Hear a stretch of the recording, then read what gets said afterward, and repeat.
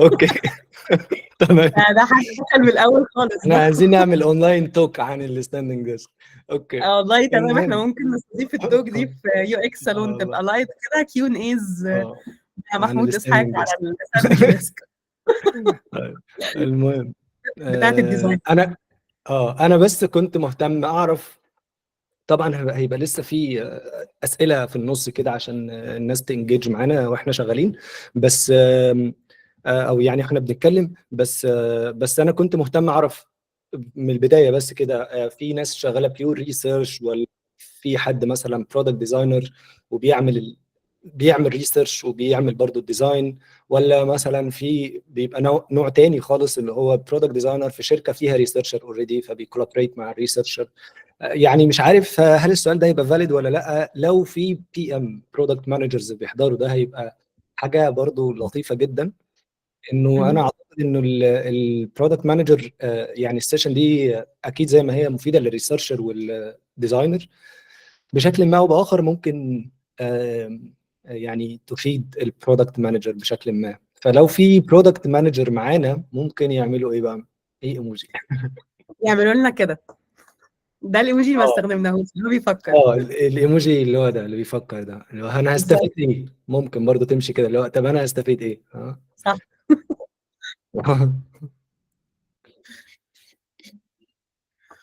مفيش حد تقريبا، كل مفيش. الناس ديزاينر ريسيرشرز.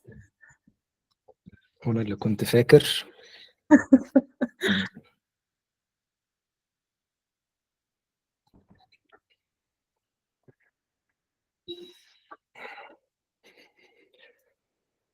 طيب يعني تقريبا مفيش خالص. طب خلونا في الاول كده نرحب بكل الناس اللي معانا النهارده. ازيكم، ايه الاخبار؟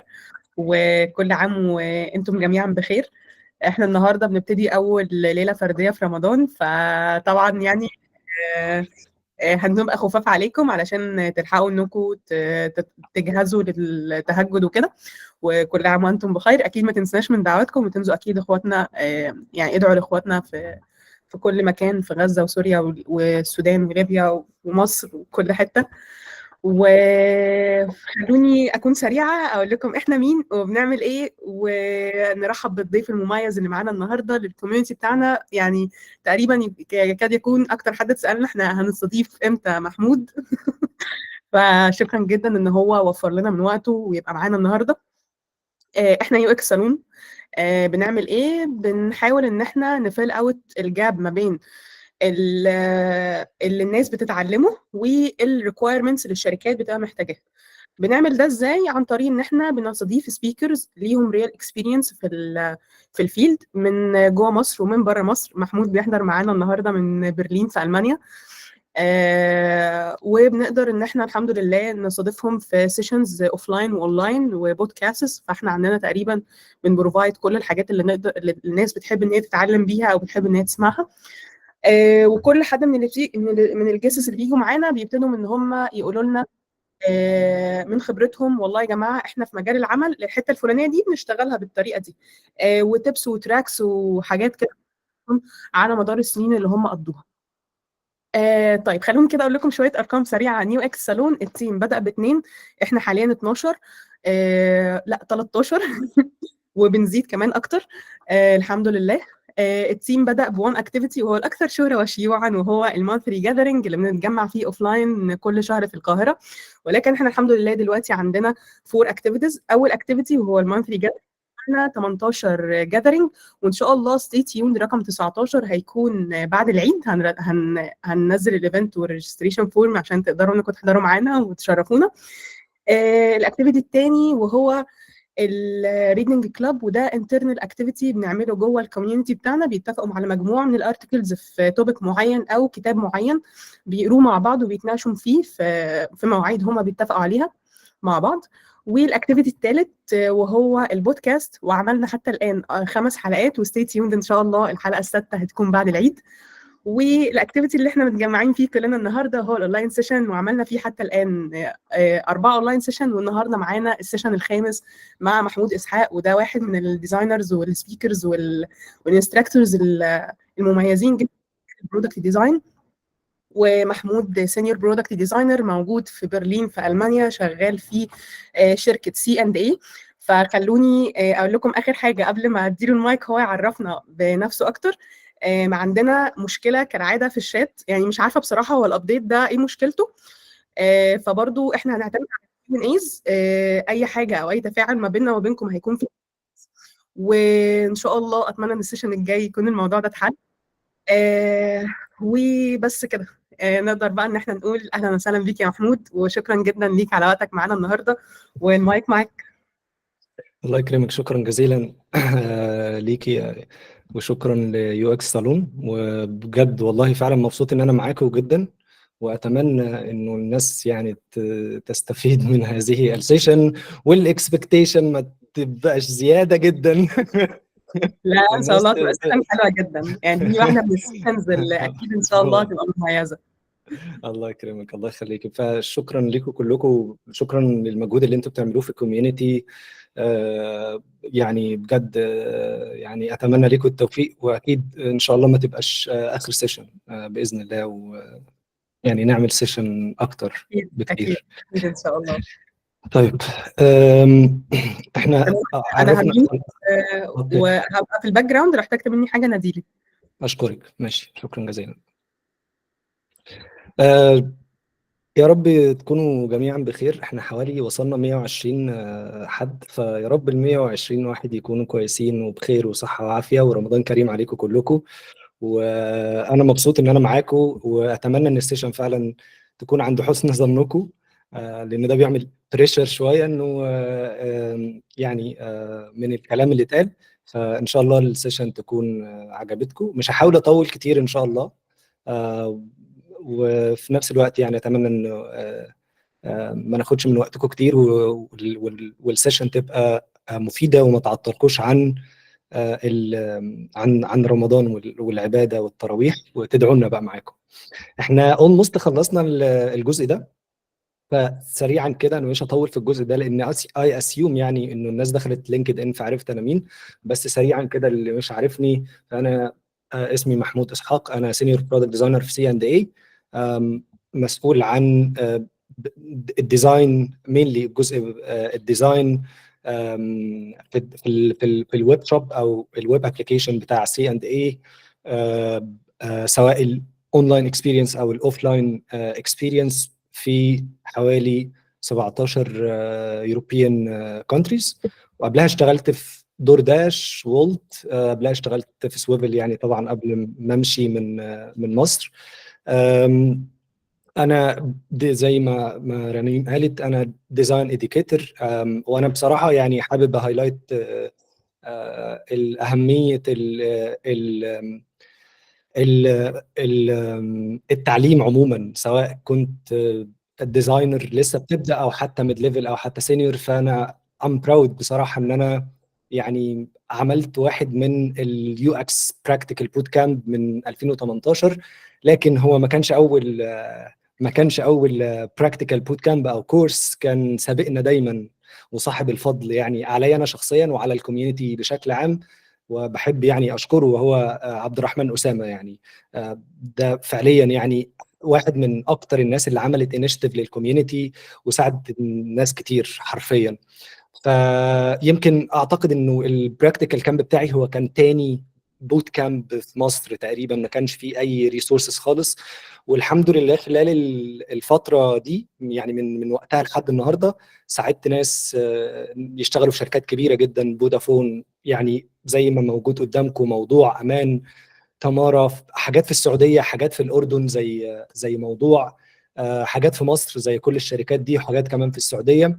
والحقيقه لو الناس حابه تقرا اكتر عن السكسس ستوريز اللي احنا عملناها، او اللي انا عملتها، او اللي انا كنت جزء منها، ممكن يراجع الويب سايت والفيسبوك بيج. وفعليا انا دي من اكتر الحاجات اللي انا مبسوط بيها، انه قدرت ولو بشيء بسيط ان انا اساعد الكوميونتي او اساعد حد في الكوميونتي ان هو يوصل لمكان مكان افضل. الحاجه الثالثه اللي انا بعملها ان انا على قد ما بقدر بحاول اكون بمنتر.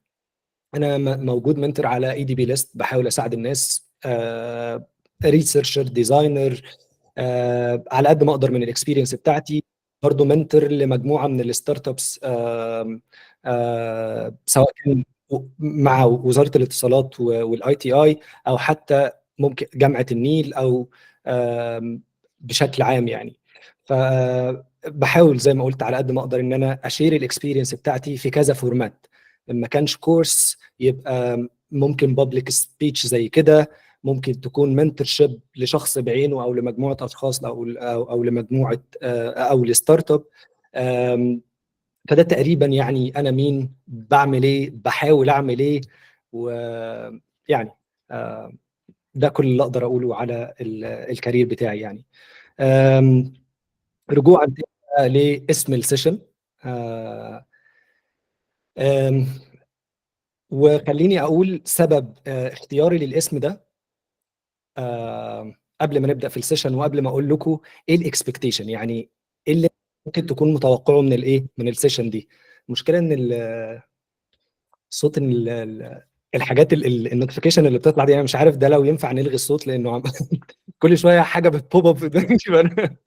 هو احنا عشان كده كنت عامله لك الانفيتيشن في الاول كونتريبيوتور، بس هي برضو ما اشتغلتش معاك في البرزنتيشن، فخليني كده احاول اشوف الموضوع وهظبطها. حاضر.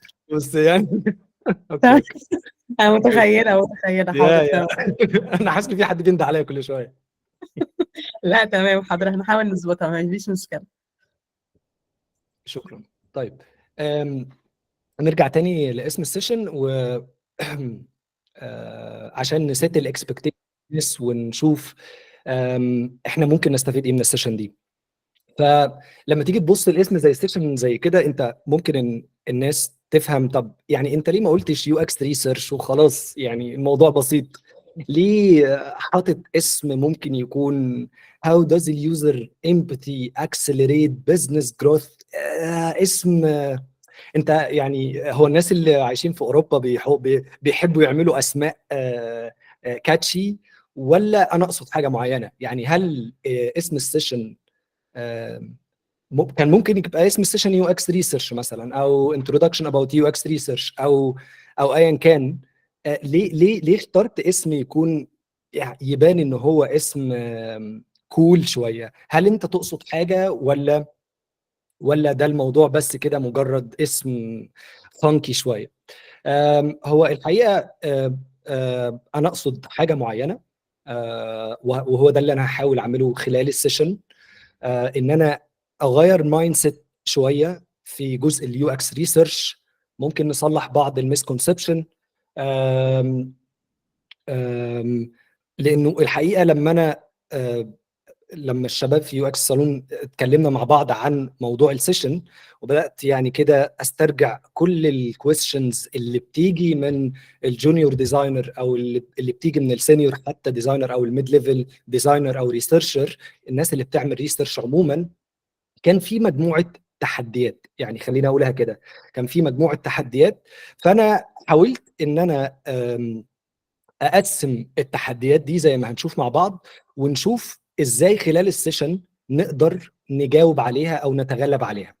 فبناء عليه what to expect من السيشن دي، انه احنا هنفهم يعني ايه الامباثي او اليوزر امباثي بتاكسلريت البيزنس جروث باي اكزامبل.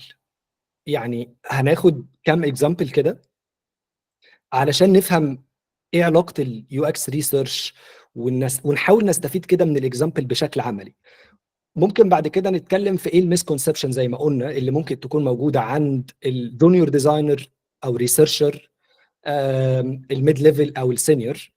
وممكن بعد كده نبدا نحط زي تيبس يعني للناس الجونيور والناس السينيور، لانه انا اعتقد انه ال 130 واحد دول، او الناس اللي حاضره كلها، مش كلهم سينيور، او مش كلهم ميد ليفل، او مش كلهم جونيور. فانا هحاول على قد ما اقدر انه وانا بتكلم يعني اكون بخاطب الشريحتين، وفي نفس الوقت احاول اشرح المشاكل اللي بتواجه الشريحه دي والشريحه دي، وازاي ممكن نتغلب عليها، علشان احقق المينينج او المعنى من عنوان السيشن، وما يبقاش عنوان السيشن مجرد عنوان كده ايه، عنوان فانكي او عنوان مش حقيقي شويه، وبعدين هحاول اسيب مساحه كويسه حوالي ممكن ربع ساعه مثلا على حسب الوقت، يعني انا مش هحاول اطول يعني. هحاول اسيب مساحه للاسئله، بحيث انه ان شاء الله اقدر اجاوبكم على اسئله على قد ما اقدر باذن الله. طيب بسم الله. فزي ما قلت شفت تو بيرسونا يو اكس ريسيرش، فانا جاي بكلمكم بالبيرسونا يعني. زي ما قلت لما بدات كده استرجع كل الاسئله اللي بتجيني من الجونيور ريسيرشر او ديزاينر والسينيور ديزاينر، قدرت اقسم او حاولت اقسم المشاكل اللي بتواجه الناس دي في، نقدر نقول شريحتين من الناس او تو بيرسونا. فنقدر نقول ان البيرسونا الاولى او الشريحه الاولى من الناس هي حد فضولي عايز يتعلم، محتاج جايدنس من ناس بروفيشنال اكتر. والناس دي عاده عندها بقى ايه مشكلتين كبار قوي. المشكله الاولى انه overwhelmed by misleading information او incorrect information. يعني هو طول الوقت من اول ما دخل المجال عمال يسمع معلومات كتيره قوي بشكل عام عن المجال، ويمكن بشكل خاص عن الريسيرش. وزي ما قلنا هو شخص يعني هو عايز يتعلم، هو الراجل مش غلطان، هو الفكره انه عايز يتعلم. فساعات بقى يسمع معلومات زي مثلا ان اليو اكس ريسيرش هو اليوزر انترفيو والسيرفي او اليوزابيليتي تيستنج او الاي بي تيستنج، بس كده. هم دول، ده اليو اكس ريسيرش. فانت لو اتعلمت دول تبقى انت اتعلمت يو اكس ريسيرش. ساعات مثلا بيسمع انه بص هو عاده اليوزر ريسيرش ده فاليد للمنتجات الجديده، تمام، او للمنتجات القديمه، او فهو يعني دايما معتقد او دايما بيسمع ان اليو اكس ريسيرش ده بس للايه للمنتجات الجديده او للفيتشر الجديده. احيانا برضو بيسمع حاجه زي بص اليوزر انترفيو او اكس ميثود ايا كانت هي ايه، دي اكتر ميثود مهمه. لو ما عملتهاش انت كده ما بتعملش يو اكس بروسيس صح، انت كده وحش، انت كده على فكره مش يو اكس ديزاينر، انت مش عارف ايه. فلو ما عملتش يو اكس انترفيو دي ده مش حلو خالص اللي انت بتقوله ده. في بعض الناس بدات كمان تتبنى وجهه نظر انه طب بص انا هقول لك حاجه، موضوع اليوزر انترفيو ده مجهد قوي. احنا لو جبنا سيرفي خلينا مثلا مالينا 5000 يوزر او اي بي تيستنج مثلا، ده يبقى احسن بكتير قوي من اليوزر انترفيو. يعني لما تعمل لي تخيل كده، يعني احسبها انت يا اخي بالعقل، لما تعمل 10 يوزر انترفيو ولما تعمل سيرفي فيه 5000 واحد، تفتكر مين الاحسن؟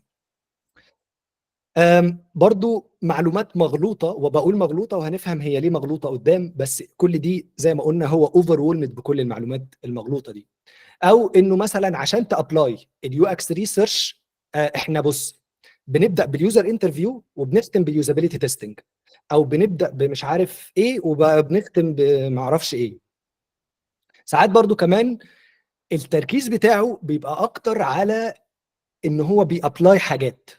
يعني انا عايز اطبق اليوزر انترفيو والبيرسونا والامباثي ماب والجورني ماب والسيرفيس بلو برنت اكتر بكتير من انه يبقى مركز على هو معلش هو ده هيفيدني ايه في البروجكت بتاعي. فهو دايما تركيزه على الاكسكيوشن وعلى الاكتيفيتي اكتر بكتير جدا من هو الكلام ده هيفيدني في ايه. فده اول تشالنج. التشالنج الثاني انه عاده الشخص ده هو لاك اكسبيرينس زي ما قلنا، لانه هو لسه ما يعني هو لسه في الاول خالص. فهو برضو معذور شويه لانه مش فاهم هو الحاجات دي بقى على ارض الواقع بيعملوها ازاي، ولا ده كلام كتب وانتوا بس يعني احنا عشان احنا ناس غلابه ولسه بنتعلم يعني. فهو لسه برضو مش مدرك الكلام ده بيتطبق ازاي في ارض الواقع. فنقدر نسمي البرسونا دي هي كل حد لسه جديد وعايز يتعلم وعنده شغف التعلم ولسه بيكسبلور. فهذه البرسونا هي ده وصفها، ودي او المشكلتين الرئيسيتين اللي بيواجهوهم.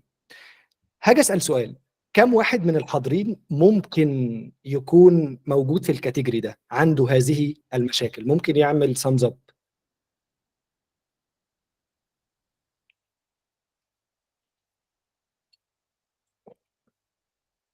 حلو، كويس كويس. لا ما تعيطوش، لا لا هو تمام، سامز اب، اتس اوكي فاين. في خلال السيشن هنحاول نعرف، هنحاول نحل المشاكل دي.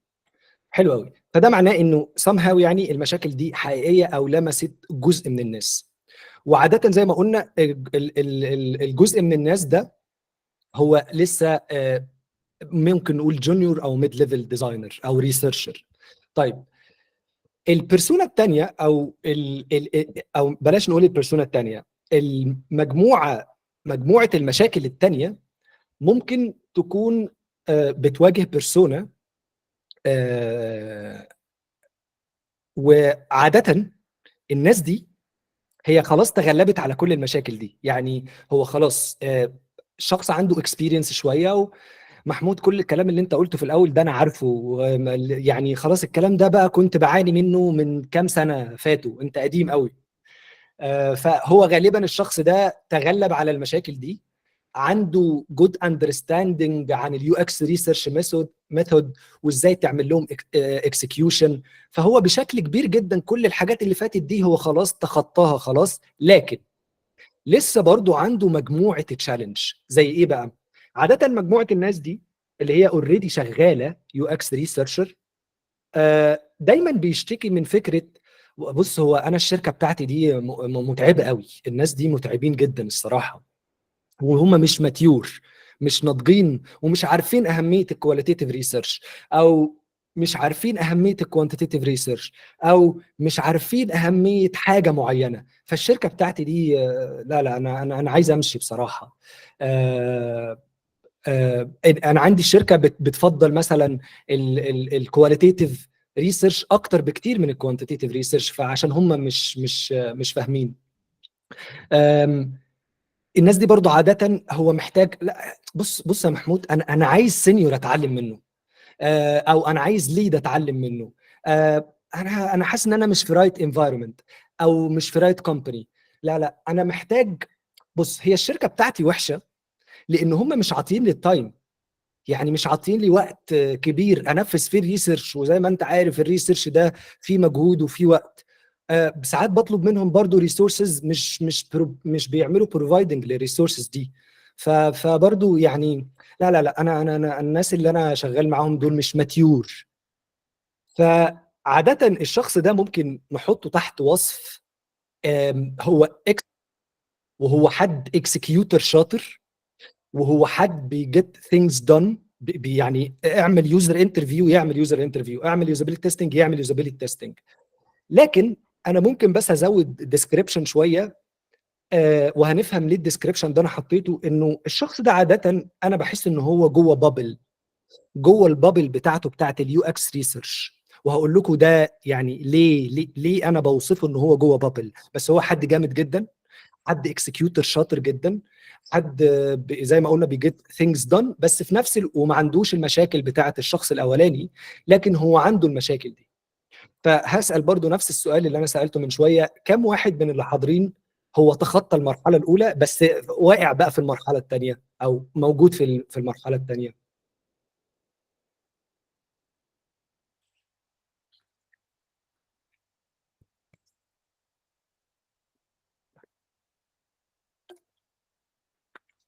حلو. كويس كويس، تمام، جميل، حلوة. محمود أيوة. خليني معلش استأذنك في بوينت. هي البرزنتيشن فيها حاجة مش واضحة للناس، فممكن مثلا نستوب الفول سكرين ونحاول نعمله تاني، يمكن في مشكلة مثلا حاصلة فتتظبط. طب ايه نوع المشكلة اللي حاصلة؟ هعمل ستوب، بس ايه هو نوع المشكلة اللي حاصلة؟ هي مش ظاهرة، هو ظاهر عندهم بوردر اسود فوق وتحت، فهي البرزنتيشن مش ظاهرة كفاية، مش واضحة كفاية ايه ده بجد؟ فهو كل اللي فات ده مش واضح؟ ماشي. طيب انا هحاول اعمل كده اهو، واعمل، بس احنا جربناها قبل ما ندخل، بس ماشي اوكي. نعمل بريزنت فول سكرين، نعمل كده كده كده. لا، هي وفي حد البرزنتيشن، بيقول ما فيش؟ هو البرزنتيشن ظاهرة بس هي صغيرة. شاشة صغيرة. شاشة صغيرة. طب لو كده كده تمام. لو تمام ارفعوا ايديكم. كده تمام جدا. كده طيب تمام. ماشي، شكرا. معلش، اوكي، حلو، عفوا، ماشي. طيب جميل، رائع. يبقى احنا كده تاني عشان نكمل كلامنا.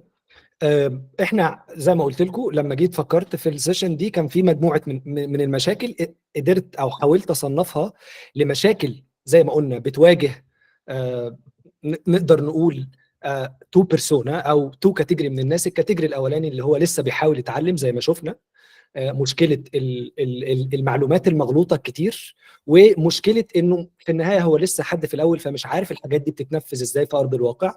وبعدين مجموعه المشاكل الثانيه هي ناس اوريدي تخطت الكلام ده لكن عندها برضو مجموعه ثانيه من المشاكل. وزي ما قلنا الناس دي انا ممكن اسميهم هم الاكسكيوتر الشاطرين جدا الحلوين قوي، لكن هم ممكن الديسكريبشن بتاعهم في بابل شويه. طيب السؤال بقى المهم دلوقتي هو ليه انا قلت ان الناس اللي هي الشاطرين الحلوين دول في بابل؟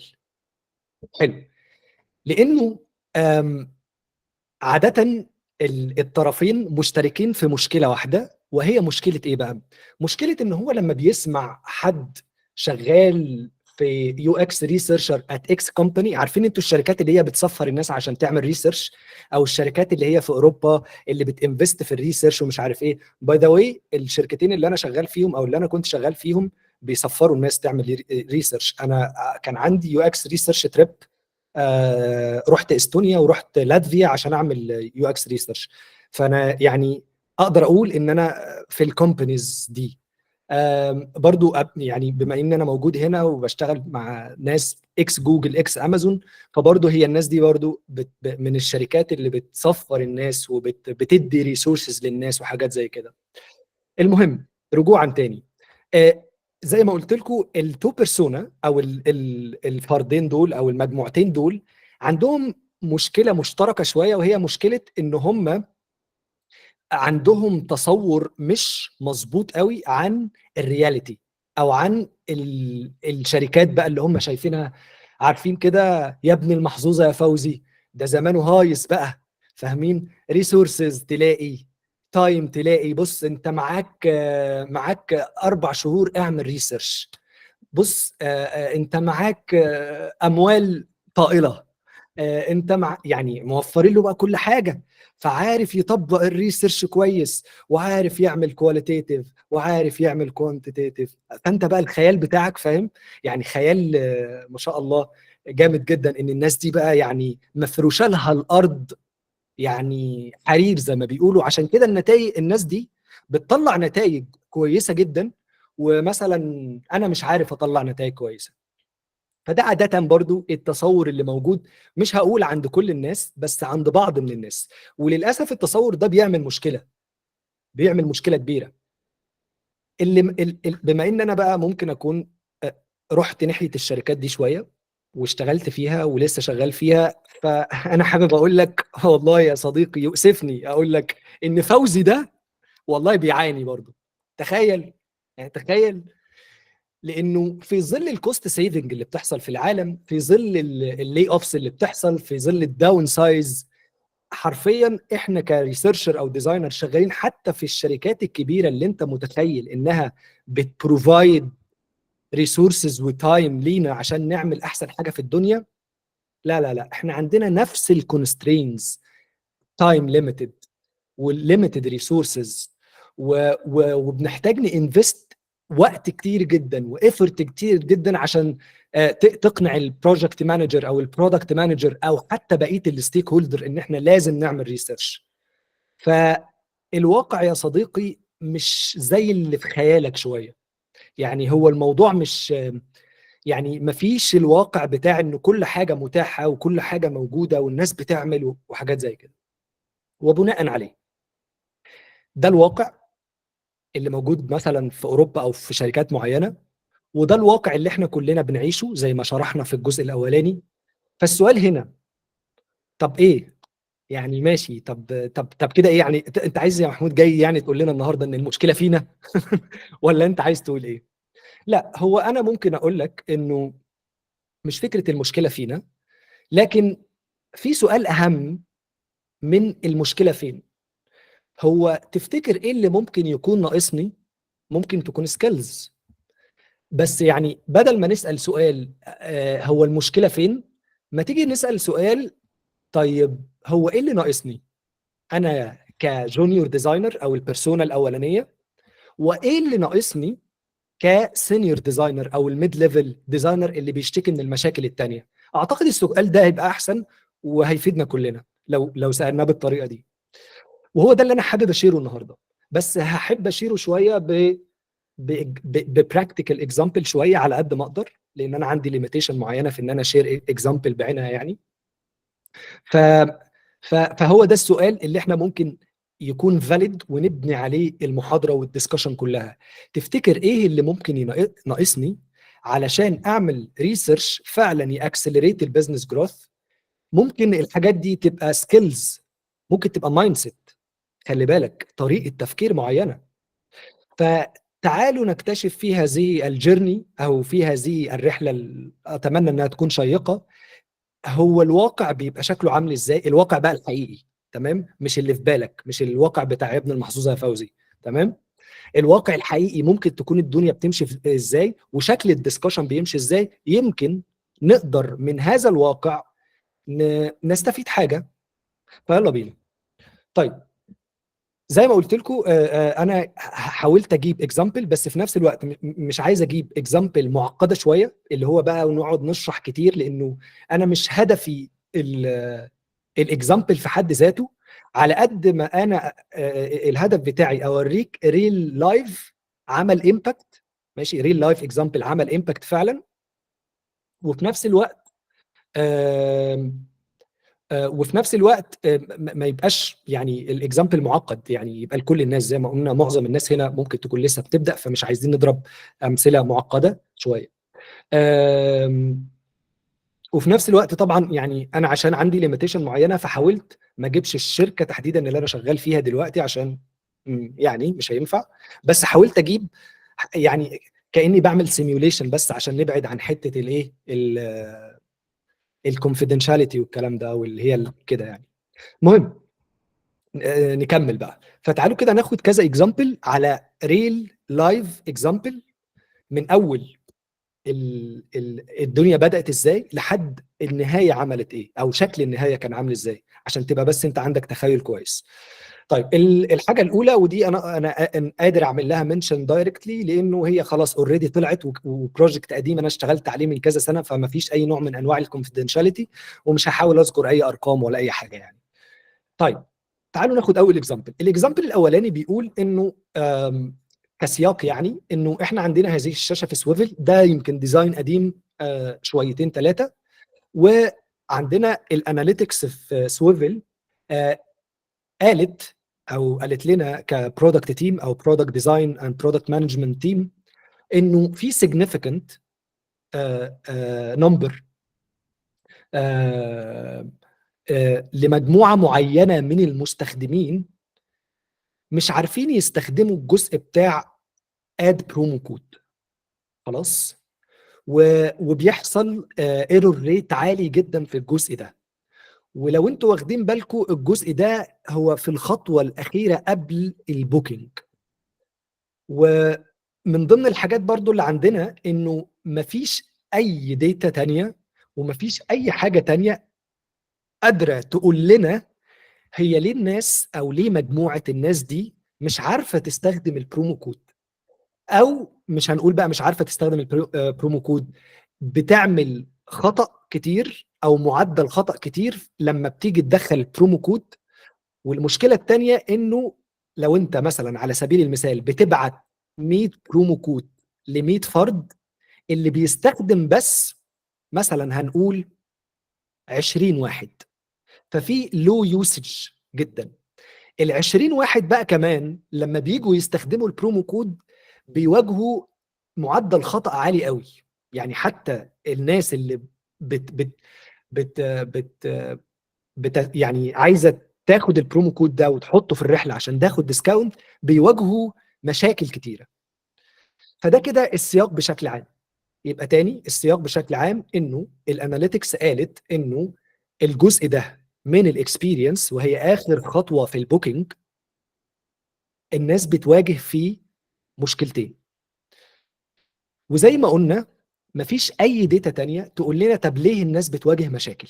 خلاص ليه بقى؟ لان الارقام او الكوانتيتيف داتا، وركز في كلمه الكوانتيتيف والحاجات دي، مش دايما بتقول لنا ايه اللي بيحصل، لكن هي بتقول لنا مش دايما بتقول لنا ليه حاجه معينه بتحصل، هي دايما بتديسكرايب ايه اللي بيحصل. وده جزء كبير من اهميه الكوانتيتيف داتا، انها significantly او بشكل قاطع بتقول لك ان انت عندك مشكله معينه بالارقام، عدد معين من الشريحه دي بيقع في مشكله معينه. حلو كده؟ طيب فخلاص الموضوع كده اعتقد ان هو واضح. فلو عايزين نحط هنا ريسيرش كويستشن، ده بجد هو احنا مش بنبدا على طول بالميثود على طول، لازم يبقى في حاجه اسمها ريسيرش كويستشن. اوكي دي معلومه كويسه، خلينا نكمل. يبقى الريسيرش كويستشن هنا او الحاجه اللي احنا عايزين نعرفها من الريسيرش، ليه مجموعه الناس دي اللي احنا عارفين هم مين كويس بيفشلوا ان هم يابلايوا البرومو كود. خلاص سهله. يبقى في كواليتيتيف ميثود. كواليتيتيف ميثود دي هي مجموعه الميثودز، تمام، اللي بتخلينا نانسر واي، ليه حاجه معينه بتحصل. انا كده استفدت تقريبا معلومه ان الكوانتيتيف داتا بتديسكرايب حاجه معينه بتحصل بسيجنيفيكانت نمبر، بينما النوع الثاني من الداتا اللي انت بتحاول تسعى له ده اللي هو الكواليتيتيف ميثود بيقول ايه اللي ورا النمبر ده. يعني لو عندنا مثلا 80% من الناس بتفشل انها تابلاي برومو كود، في بقى نوع تاني من الداتا بيقول ليه ال 80% بيفشلوا ان هم يطبقوا البرومو كود. يعني انت هنا تقصد انه الكوانتيتيف داتا مكمله للكواليتيف داتا. والله الظاهر كده تقريبا يعني. حلو كويس. خلاص انا اعتقد كده كل حاجه كلير. يلا بقى نعمل ريسيرش. لو وقفنا لحد هنا كده ورحت اتكلمت مع البرودكت مانجر وقلت له احنا دلوقتي عايزين نعمل ريسيرش عشان نحاول نعرف ليه البرومو كود مش الناس مش بتعرف تستخدمه، هتقعد تتناقش في اسئله كتيره جدا وممكن تحصل ديسكشن. لكن انا ممكن اقول لك ملخص الديسكشن ده، او ازاي الديسكشن دي ممكن تبقى ناجحه تؤدي في النهايه اننا نعمل ريسيرش. اقول تاني، لو وصلت لحد هنا كده ان انت عندك مشكله معينه وعندك ريسيرش كويستشن معين، لو جيت تعمل الميثود او لو جيت تطلب من الناس اللي انت شغال معاهم يا جماعه انا عايز اعمل ريسيرش عشان اجاوب على هذا السؤال العظيم، غالبا هتدخل في مناقشه معينه.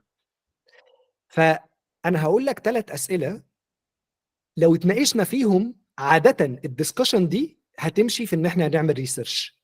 لو اتناقشنا في اي حاجه تانية براهم هنقعد نتكلم كتير ومش هنعمل اي حاجه. فاول سؤال هو معلش، هو الريسيرش ده مفيد للبيزنس في ايه؟ لازم توجه الدسكشن ناحيه كده، ان انا مش بعمل الريسيرش لمجرد ان انا عندي ريسيرش كويستشن وبس، لا ده انا بعمل الريسيرش علشان في امباكت هيحصل على البيزنس، في اهميه للبيزنس، كوست سيفنج. ما انت البرومو كود دي بيتكلف الشركه، فاحنا بنوفر كوست، فالسؤال ده مهم جدا عشان هيساعدنا نوفر كوست. حلو. طيب هي البرومو كود دي معلش احنا بنبعتها للناس دي ليه؟ بنبعتها للناس عشان نرجع الناس تاني تستخدم الابلكيشن، فهتساعد ان احنا نعمل ريتنشن على الاب. طب حلو ده، وشويه ماتريكس تانية. فالدiscussion لما تبدا تدور انه انا مش بعمل الريسيرش من اجل الريسيرش، انا بعمل الريسيرش عشان افيد البيزنس، ساعتها اعتقد ده هيفرق. طب ايه تاني ممكن يفرق؟ انه الدسكشن تبدا بقى تقول ماذا لو لا بص احنا مش عايزين نعمل ريسيرش، بص شايف الديزاين ده، حرك بس الزرار ده ناحيه فوق كده او مش عارف اعمل ايه وبس وانت هتبقى زي فل. اوكي، فجزء من الدسكشن لازم يروح ناحيه الريسك. طب ايه خطوره ان احنا نقعد نفترض ونعمل شويه ديزاين في جزء مهم زي ده من الجيرني؟ لاحظ هنا ان دي اخر خطوه في البوكينج جيرني. يعني اي خساره للمستخدمين في الخطوه دي هي خساره كبيره للبزنس. ففي ريسك كبير قوي لو احنا مش هنعمل هذا الريسيرش ده ونقعد بقى نعمل اي كلام. في ريسك كبير قوي هنا. فجزء من الدسكشن زي ما هيروح ليه ده مهم للبزنس، لازم جزء من الدسكشن يروح فين؟ هو في ريسك فعلا لو ما عملناش الريسيرش ده وقعدنا نعمل اي كلام، او قعدنا ندور على حلول واحنا مش فاهمين المشكله، وتبدا توضح الريسك ده. حلو. حاجه تانية كمان، ابدا ضيف للدسكشن بتاعتك السكسس. هو يعني ايه الريسيرش ده يبقى ناجح؟ امتى الريسيرش ده يبقى ناجح؟ امتى الديزاين ده يبقى ناجح؟ بفكره انك تقول ايه الديفينيشن للسكسس. انا مش نازل والله اعمل ريسيرش عشان انا لازم اعمل ريسيرش، لان الريسيرش هو جزء من البروسيس، لان الريسيرش مش عارف ايه. نو ون كير. ايه الديفينيشن بتاع السكسس بتاعك؟ يبقى اللي احنا عايزين نقوله في الاكزامبل ده انه الريسيرش كويستشن دي نقطه البدايه ليك قبل اي حاجه. الحاجه الثانيه انه لو وقفت بس لحد هنا، اللي هو انا عايز اعمل ريسيرش عشان السؤال ده، من غير اي ديسكشن تتضمن الثلاث نقاط دول، عاده ما حدش هيخليك تعمل ريسيرش وتقعد بقى تشتكي كتير. طيب السؤال بقى هنا، لما انا بدانا نتناقش في الحاجات دي، ممكن تقول لي ايه الريزلت النهائيه؟ الريزلت النهائيه هي حاجه مختلفه تماما، مش موجوده في الماركت. يعني انا بقول لكم البروجكت ده انا كنت شغال عليه، السولوشن اللي طلع هو سولوشن، والريسيرش حتى انسايتس اللي طلعت يعني ما كانتش تيجي في بال حد حرفيا. يعني مستحيل من اي نوع داتا او من اي حتى خبره حد ان احنا نعرف الاسباب دي، وخلت الفيتشر تروح لحته تانية خالص. وبسبب الموضوع ده اكتشفنا حاجات كتيره جدا، وبسبب اهميه البروجكت ده والفاليو اللي عملها، سويفل عملت ماركتنج كامبين مخصوصه بس عشان تعلن عن الفيتشر دي، مع انها مش فيتشر جديده، ده احنا عملنا بس ريديزاين ليها. وده الشكل النهائي. مش عارف اذا كان هيبقى فيه صوت ولا لا، بس يعني هسيبكم بس تتفرجوا سريعا على البرومو الفيديوز.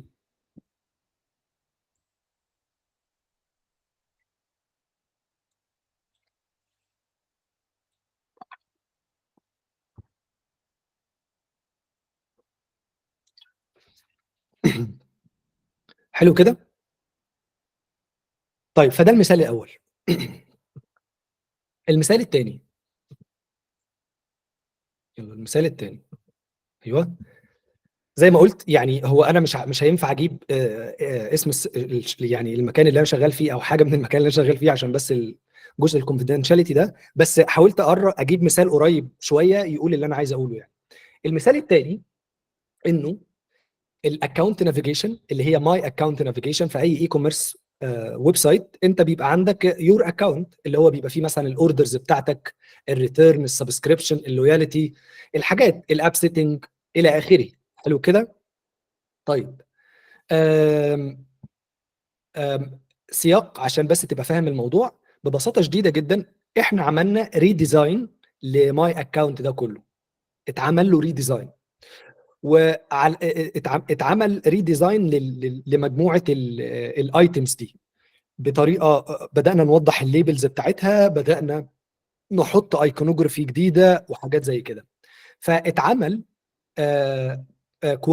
كوانتيتيف كارد سورتنج عشان ييفالويت الكلاريتي والاورجنايزيشن. يعني ببساطه شديده جدا، هنفترض ان الحاجات دي كانت معموله بشكل قديم بديزاين قديم، اللي هي المنيوز دي او المنيو دي كانت معموله بديزاين قديم شويه او بطريقه قديمه شويه. فاحنا بطريقه ما او باخرى عملنا ديزاين جديد، وليكن مثلا هو الشكل ده. تمام كده.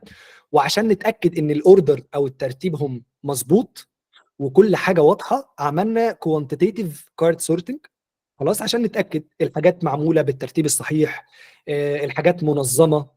فجزء من الفايندنج اللي طلعت انه الناس بتكسبكت الاب سيتنج دي رقم 2، سوري رقم 2 هنا مكان الاوردر. يعني بيبقى عندك الاوبشن ده، الاوبشن الاولاني، وهي تبقى الاوبشن الثاني. اقول تاني، عندنا ديزاين جديد لشكل الايتم في ماي اكاونت، وده كان ديزاين جديد. فاحنا عشان نتاكد ان الحاجات دي مترتبه بشكل صحيح، عملنا حاجه اسمها كوانتيتيف كارد سورتنج، وده يبين لك انه واضح انه مش اليوزر انترفيو هو اهم حاجه في الدنيا، هو واضح ان الموضوع له علاقه بسياق معين زي ما هنقول قدام. بس يعني انا بحاول اذكر الحاجات دي عشان تعرف ان الدنيا كلها مش حوالين الحاجات المشهوره، لا بالعكس، الموضوع ملوش علاقه بالمشهور واللي مش مشهور. عندنا مجموعه من الايتم اتعمل لها اعاده تصميم بمسميات جديده، بايكونوجرافي جديده. فعشان نشوف هل الحاجات دي واضحه ولا مش واضحه، اتعمل كجزء من ريسيرش كبير، عشان بس الناس ما تفتكرش ان احنا عملنا ريسيرش بس الايه للحته دي بس، لا، هو اتعمل ريسيرش كبير كجزء منه هو هل الحاجات دي واضحه ومترتبه بشكل صحيح ولا لا. فكان في جزء من الحاجات اللي اكتشفناها ان الناس متوقعه انه كلمه اب سيتنج دي تبقى مكان الاوردر، يعني هي ليها بريوريتي اعلى. اوكي، اعتقد كده السياق واضح. طيب خلاص الموضوع سهل. يبقى الريسيرش كويستشن بتاعنا برضو يعني اتوقع الناس بدات تلاحظ انه ما بننطش على الميثود على طول، بيبقى غالبا في حاجه اسمها ريسيرش كويستشن في الاول. فالريسيرش كويستشن في الاول ده اللي هو نقطه البدايه بتاعتنا، هو ببساطه شديده هي، وزي ما قلنا الارقام مش بتقول لك ايه اللي بيحصل دايما او ليه الناس يعني بتفكر بالطريقه دي. فليه اليوزر بيكسبكت ان هو يلاقي السيتنج دي تاني اختيار مش اخر اختيار؟ فاحنا عايزين نعرف الكلام ده. خلاص انا كريسيرشر عايزين بقى كواليتيتيف ميثود علشان نجاوب الموضوع ده ونعرف ليه اليوزر متوقع اب سيتنج دي رقم 2 مش اخر حاجه في الليسته دي. بس يلا بقى انا اروح للبي ام بتاعي واقنعه بالريسيرش ده. افكرك بقى بالمثال الاولاني، قبل ما تروح للبي ام بتاعك وتقنعه بالريسيرش ده، تعال نجاوب نفس الثلاث اسئله اللي احنا جاوبناهم في المثال الاولاني عشان الدسكشن تبقى ايه، تبقى احسن. هو ده مهم للبيزنس؟ يعني ده هيأثر على البيزنس انه الحاجه دي تبقى فوق او تحت؟ والله مم. بس مش significant. اوكي، طب في خطر على البيزنس لو ما عملناش الريسيرش ده؟ يعني لو اب سيتنج دي ما بقتش رقم 2، حاجه هتحصل يعني مثلا الناس هتدخل على ماي اكاونت فيحصل باونس ريت، يمشوا من التطبيق. ويعني هل في ريسك معين لو ما حركناهاش لفوق؟ والله ممكن، يعني ممكن. انت عارف بقى اليوزر لازم الحاجات دي تبقى مناسبه للمنتال موديل بتاع اليوزر. اوكي، طب هو في اي ديتا عندنا تقول لنا هي الناس اكتر حاجه بيعملوها في ماي اكاونت ايه؟ في داتا عندنا بتقول كده. طب ممكن نبص على الداتا دي، ابص على الداتا او الاناليتكس بتاعتنا، فنلاقي انه تقريبا 90% من الناس اكتر اماكن بيزوروها في ماي اكاونت هي الاوردر والريتيرن. ايه ده بجد؟ يعني هي الناس ممكن تقول في الريسيرش حاجه غلط؟ يعني ممكن تقول حاجه غير اللي بتعملها فعلا؟ اوكي. بص، هو الريسيرش ده مش بريوريتي قوي بصراحه. احنا ممكن بقى نوفر وقت الريسيرش في الجزء ده لحاجه اهم شويه. مش حاسس ان الريسيرش ده يعني حاسس ان الريسيرش كويستشن ده مش هي بروفايد فاليو قوي، وممكن نبريوريتايز ريسيرش تانية تكون مور فاليبل. ليه؟ الريسيرش ده مهم جدا، مهم، بس انا عندي فيه حاجات هي اللي مش مخلياني متحمس قوي. حاجات زي ان في داتا بيهيفيرال بتوصف سلوك المستخدم بتقول عكس الكلام ده. في حاجات تانية بتقول لي انه مفيش ريسك قوي للبيزنس، يعني لو خلينا دي رقم 2 او كده. الحاجة الثالثة انه يعني هو مش هيحصل امباكت جامد. فانا عندي 3 انديكيتور يقولوا لي ان الريسيرش كويشن ده هو فاليد. يعني محدش يقول ان الريسيرش كويشن ده مش فاليد، هو فاليد، بس يعني ما فيش امباكت. فانا ممكن ابريوريتايز ريسيرش كويشن بتبروفايد مور فاليو للبيزنس عن الريسيرش ده، وما يبقاش همي الاول والاخير ان انا لازم اعمل ريسيرش. حلو الكلام ده، حلو. فانا بصراحه لو جاوبت ال3 اسئله دول مش هروح للبرودكت مانجر. انا كديزاينر شاطر كده مش هروح يعني خلاص. انا عارف الدiscussion هتروح لفين. فانا ممكن بقى بريوريتايز حاجات تانية. حلو، اوكي. طب احنا عايزين نقول ايه يعني؟ حلوين المثالين اللي انت قلتهم، بس انا يعني برضو عايز كده، ممكن تديني زي جايد؟ عشان انا حاسس ان انت قلت شويه حاجات مهمين في المثالين الاولانيين دول، بس انا لسه برضو مش عارف اربطهم بشكل ما، يعني مش لسه بصراحه مش عارف قوي يعني. فممكن يعني تديني كده ستيبس او جايد معين اظبط بس المنتاليتي بتاعتي كده، واظبط افكاري او ارتب افكاري. لان انت لسه من شويه انه برغم ان الريسيرش مهم، بس احيانا بنجنور الريسيرش بجد. وده واقع بقى. يعني احيانا بتبقى في داتا قيمتها اكبر بكتير من الريسيرش اللي انت هتعمله، وبتدينا اجابات اكتر من الريسيرش اللي انت هتعمله. فدي حاجه لازم تخلي بالك منها قوي. يعني الريسيرش مش قرآن. الريسيرش مش قرآن. يعني ممكن في اوقات الريسيرش ما يبقاش مهم. طب يعني ممكن الريسيرش ده تحديدا يبقى مش مهم قوي للبيزنس، بس ممكن يبقى فيه ريسيرش كويشن اكتر اهميه. ايوه. طيب نكمل بقى في النقطه دي. يبقى تعالى ناخد شويه جايد كده، لو عشان نفهم بس العنوان بتاع السيشن. لو عايزين نحط مجموعه ستيبس او جايد عشان اعمل افكتيف ريسيرش، مش بس افكتيف ريسيرش، ياكسلريت البيزنس جروث. وهي دي الحاجه الجديده او الاضافه اللي انا بحاول اركز عليها او اضيفها على الاقل. يعني 1، we start by question. زي ما انت شفت في الامثله، مفيش حد في الدنيا بيقول انه والله احنا عايزين نعمل يوزر انترفيو عشان ما اعرفش. البدايه دايما من الريسيرش كويستشن. فمحدش يجي يقول لي هو باشمهندس نعمل اليوزابيلتي تيستنج ولا الاي بي تيستنج ولا اليوزر انترفيو؟ نو نو نو. انت عايز تجاوب ايه؟ It's a start with a research question. فركز على الريسيرش كويستشن. ركز تاني انه بيالاين مع البيزنس جول. والموضوع اكبر بكتير من اختيارنا الميثود معينه. زي ما شفنا، فاكرين ال3 اسئله اللي احنا قلناهم؟ ركز الريسيرش كويستشن ده هيفيد البيزنس في ايه؟ في اي ريسك لو ما عملناهوش؟ وايه السكسس بتاعه؟ فدايما ركز على الريسيرش ميثود اكتر من الميثود نفسها، وركز ان الريسيرش ميثود ده بيفيد البيزنس. الحاجه الثانيه، بناء بقى على الريسيرش ميثود ده بيتحدد الميثود، بيتحدد التايم فريم، بيتحدد الامبورتنس. انت اصلا ممكن الريسيرش كويشن ده ما يبقاش مهم، ملوش فاليو. تمام.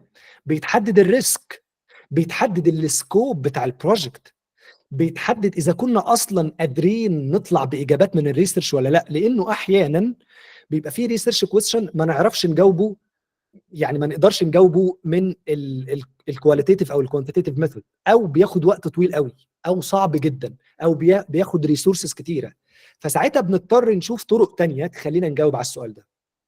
فاول رول كده لازم كلنا نحاول نعرفها هي ان الموضوع بيبدا من كويستشن. الحاجه الثانيه، مهم جدا ان انت تتشيك السكندري او الريليفنت ريسيرش. زي ما شفنا في المثال الاخير. احيانا بتبقى في داتا اوريدي بتجاوب على الكلام ده، فمش عايزين بقى نقعد نبدا فروم سكراتش، او انت بس بتعمل ريسيرش وخلاص كده وانتهينا، عمال تعمل دن. الموضوع بالظبط كده عامل زي الديزاين سيستم. فكره الديزاين سيستم اللي هي ايه؟ اللي هي اعاده استخدام الكومبوننت. فنفس الكلام في ريسيرش ريبوزيتوري او مخزن للريسيرشز اللي اتعملت قبل كده في الشركه، بنرجع له وبنستفيد منه. فكل ريسيرش ممكن يكون فايده، كل داتا موجوده في الشركه سواء كانت داتا من الاناليتكس، داتا من كاستمر سبورت، كل دي حاجات ممكن تساعدنا كتير قوي نوضح الكويستشن، نجاوب حتى على الكويستشن او جزء من الكويستشن. فرقم 2 تشيك من الداتا دي. رقم 3 يا ريت والله يا ريت نديفاين ليه، عشان تجايد الكونفرزيشن بتاعتك وتخلي الكونفرزيشن تمشي في الاتجاه الصحيح. ليه ده مهم للبزنس؟ no one care باليو اكس ريسيرش. الناس بتكير بالفاليو بتاعت اليو اكس ريسيرش. لازم تحدد ايه الديسيجن اللي هناخدها بيزد على الريسيرش ده. لازم تقول ازاي ده، يعني لازم تكون شكل الدسكشن بتاعتك ازاي ده هيساعد في النجاح للبيزنس واليوزر. لازم تمنشن الريسك.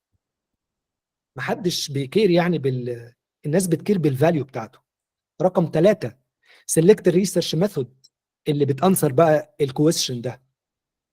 ايه ده؟ معلش ثانيه واحده، هو هم طلعوا كتير؟ ايوه. لو بصيت على الجراف ده هتلاقي ان احنا عندنا ريسيرش ميثودز كتيره جدا. فهي مش اليوزر انترفيو والمش عارف ايه بس، او ده اهم من ده ولا ده احسن من، مفيش حاجه اسمها كده. ومفيش حاجه اسمها ده مرتبط بالمشروع الجديد وده مشروع مرتبط بالمشروع الجديد القديم. مفيش حاجه اسمها كده. انت عندك وايد رينج اوف يو اكس ريسيرش بتجاوب على اسئله كتيره جدا. عشان كده زي ما بنقول، هي حدد السؤال الاول عشان تعرف تحدد الميثود. فلو حد بيسالني دلوقتي ازاي يا باشمهندس نحدد الميثود، اقول له حدد السؤال اللي انت عايز تجاوبه. ف والريسيرش ميثود دي زي ما قلنا مبنيه على دايمنشن معينه وبتتعمل طول الوقت. يعني مبنيه على الاتيتيود والبيهيفير، ده شكل الداتا. مبنيه على الكوانتيتيف والكواليتيف زي ما شفتوا في المثال الاولاني والثاني، يعني نوع الداتا وكميتها. ومبنيه على سياق الاستخدام، انت في انهي سياق بالظبط. فدول 3 دايمنشن يساعدونا في اختيار الميثود. وزي ما قلنا اتس اوفر تايم، يعني تقدر تعمل في الاول وفي النص وفي الاخر في اي وقت. لما تبص على الريسيرش ميثود دي هتلاقي كده جنبها مربعات ومثلثات ودايرات ودوائر. هيقول لك دي بتتعمل لما تكون مش معاك برودكت، دي بتتعمل لما يكون معاك برودكت. يعني في فرايتي كتيره. الموضوع ملوش علاقه بميثود معينه ان واحده احسن من الثانيه. زي ما قلنا كل ميثود بتبروفايد نوع معين من الداتا. اخر حاجه، مفيش ميثود واحده بتنفع في كل الحالات. مفيش حاجه اسمها كده. فما ينفعش تيجي تقول لي الاي بي تيستنج هو احسن حاجه، السيرفي اللي فيه 500 واحد هم احسن من 10 يوزر انترفيو. مفيش حاجه اسمها كده. مفيش حاجه اسمها كده. تقسيمه الميثود مش متوزعه اصلا بناء على مين اهم من مين. ما هو لو في حاجه اهم من الثانيه ما كانش يبقى عندنا الميثود دي. فدي نقطه رقم 4، ان اختيار الميثود دايما لازم يكون قبله ال3 خطوات اللي فاتوا دول. فما حدش يجي يسال من اول هنا اللي هو اختار انهي ميثود احسن. حضرتك في 3 اسئله قبلها لازم تجاوبهم الاول عشان نقدر نجاوب على السؤال ده. رقم 5، اعمل الاناليسيس بتاعتك بعد ما تعمل الميثود. وهنا انا يعني I would like to mention انه لازم تعمل الرايت بريباريشن لكل ميثود. يوم ما تختار اي بي تيستنج تبقى عارف ان ليها تحضيرات معينه زي السامبل سايز مثلا. يوم ما تختار الاي بي اليوزابيلتي تيستنج تبقى عارف ان في تحضيرات معينه زي التاسكات والسيناريو اللي هتتكتب للناس. يوم ما تختار مثلا يوزر انترفيو تبقى عارف ان في اسئله وفي سكريبت. فلازم تبقى عارف ايه التحضيرات بتاعت كل ميثود، لانه لو تجاهلت التحضيرات دي فيعني غالبا كده احنا ايه، هتؤدي الى نتائج غلط. فمش هنجاوب على السؤال اللي احنا كنا نازلين نعمل الريسيرش عشانه. فلازم تتعلم ازاي تاكسكيوت الميثود بالطريقه الصحيحه. فلازم تتعلم وانت بتعمل يوزر انترفيو ازاي تسال كويستشن. ما يعملش ليدنج لليوزر، ما يخليش اليوزر يبقى بيقول حاجه هو عكس اللي بيعملها. ولازم تتعلم في اليوزابيلتي تيستنج ازاي تدي تاسك كويسه ما تخليش اليوزر يبقى يعني يروح لمكان معين او انفلونسد باي بالطريقه اللي انت قلت له بيها التاسك. فبرضو مع كل ميثود لازم تتعلم بنعمل لها اكسكيوشن ازاي. الحاجه الاخيره ان انت لازم يبقى عندك ثمات، يعني طريقه منهجيه في تحليل البيانات اللي خارجه لك من الريسيرش، سواء كانت كواليتيتيف او كوانتيتيف. تجاهل الكلام ده يبقى ملوش لازمه، يبقى انت بتجمع داتا وخلاص. يعني هو الموضوع مش فكره ان انا بصوا انا هنزل اتكلم شويه مع اليوزر وخلاص على كده. مفيش حاجه اسمها كده. يعني لازم تبقى عارف ان في تحضيرات معينه. لو انت عايز تجاوب على سؤال معين لازم يبقى في تحضيرات معينه، طريقه معينه في الاكسكيوشن، بتابلاي طريقه معينه عشان تطلع من الداتا دي بفايندنج. النقطه الاخيره في الجزء ده وهي provide insights وguidance that reduce business risk. هو معلش، هو انت لسه من شويه قايل كلمه finding ودلوقتي بتقول لي insight؟ ده غلط في السلايد؟ لا، هما الاثنين مختلفين. مختلفين ازاي؟ انت الرول بتاعك اكبر بكتير من ان انت تيجي تقول لي يا فلان الفلاني احنا لقينا الريسيرش ان الناس مش فاهمه او متوقعين ان الايكون بتاعت اب سيتنج رقم 2 مش رقم 3. ده مش دورك. انت دورك اكتر من كده بكتير. دورك ان انت تطلع من الفايندنج دي بانسايت. دورك ان انت تعمل كورليشن بالديتا. يعني هل الكلام ده صحيح ولا لا؟ هل في اي ديتا عكس الكلام ده ولا لا؟ لانه انا سايب ارتكل في الاخر اللي حابب يقرا، لانه في فرق بين الفايندنج والانسايتس. الفايندنج هي الحاجات اللي انت لقيتها في الريسيرش.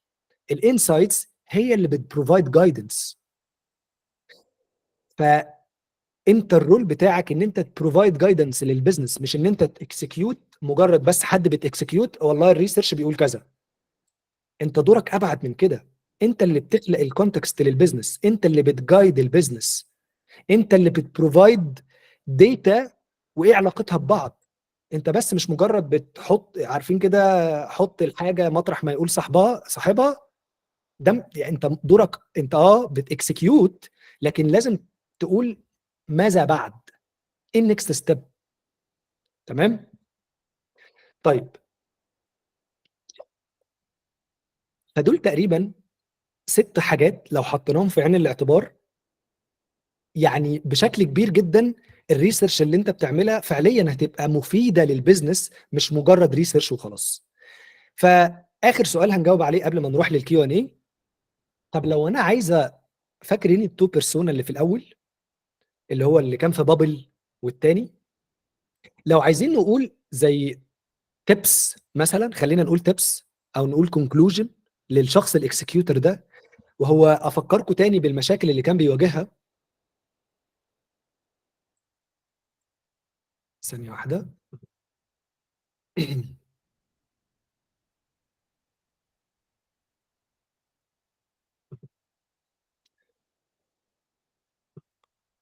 أه هفكركم تاني بالمشاكل اللي كان بيواجهها عشان ده مهم جدا. ماشي. الشخص اللي كان بيواجه الايه، النوع ده من المشاكل، لو حبيت انا بناء على اللي احنا قلناه من شويه ده نديله شويه تيبس كده تساعده في حياته شويه. لانه زي ما قلنا الواقع مش ان الناس اللي بتشتغل في شركات كبيره الدنيا عندهم زي الفل والدنيا ماشيه بشكل كويس جدا خالص. فلو حبينا ندي شويه تيبس او نصايح للشخص ده عشان يقدر يتغلب على التشالنج دي، هقول له adapt الامباثي as you adapt اليوزر امباثي. يعني ايه الكلام ده؟ لما تيجي تقول لي الديفينيشن بتاع الامباثي هو يعني ايه؟ هو ان انت تحس مشاعر واكسبيرينس شخص تاني، وهو عاده بنعملها عن طريق الريسيرش. فانا بديزاين لليوزر، فبدل ما بديزاين من دماغي بروح مثلا اعمل يوزر انترفيوز عشان افهمه اكتر او ايا كان، عشان ابدا امباثي معاه. انا بقى بقول لك ابلاي الامباثي بمفهومها العام. يعني ايه؟ يعني ابدا افهم البرودكت بتاعك، ابدا حط نفسك مكان البيزنس، حط نفسك مكان البرودكت مانجر زي ما انت بتحط نفسك مكان اليوزر. فبراكتس الامباثي بمفهومها العام.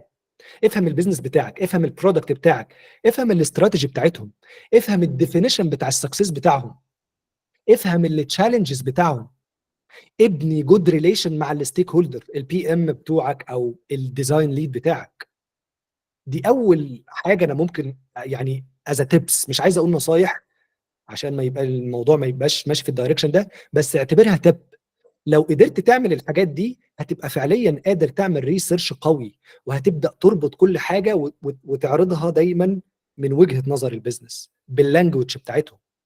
التب الثانيه، ركز على الفاليو بتاعت الريسيرش. نو وان كير. مفيش حد بيهتم خالص انه انت بتعمل ريسيرش ولا لا. مفيش حد بيهتم اذا كنت بتعمل كواليتيتيف بس ولا كوانتيتيف بس. البيزنس دايما بيهتم بالارقام.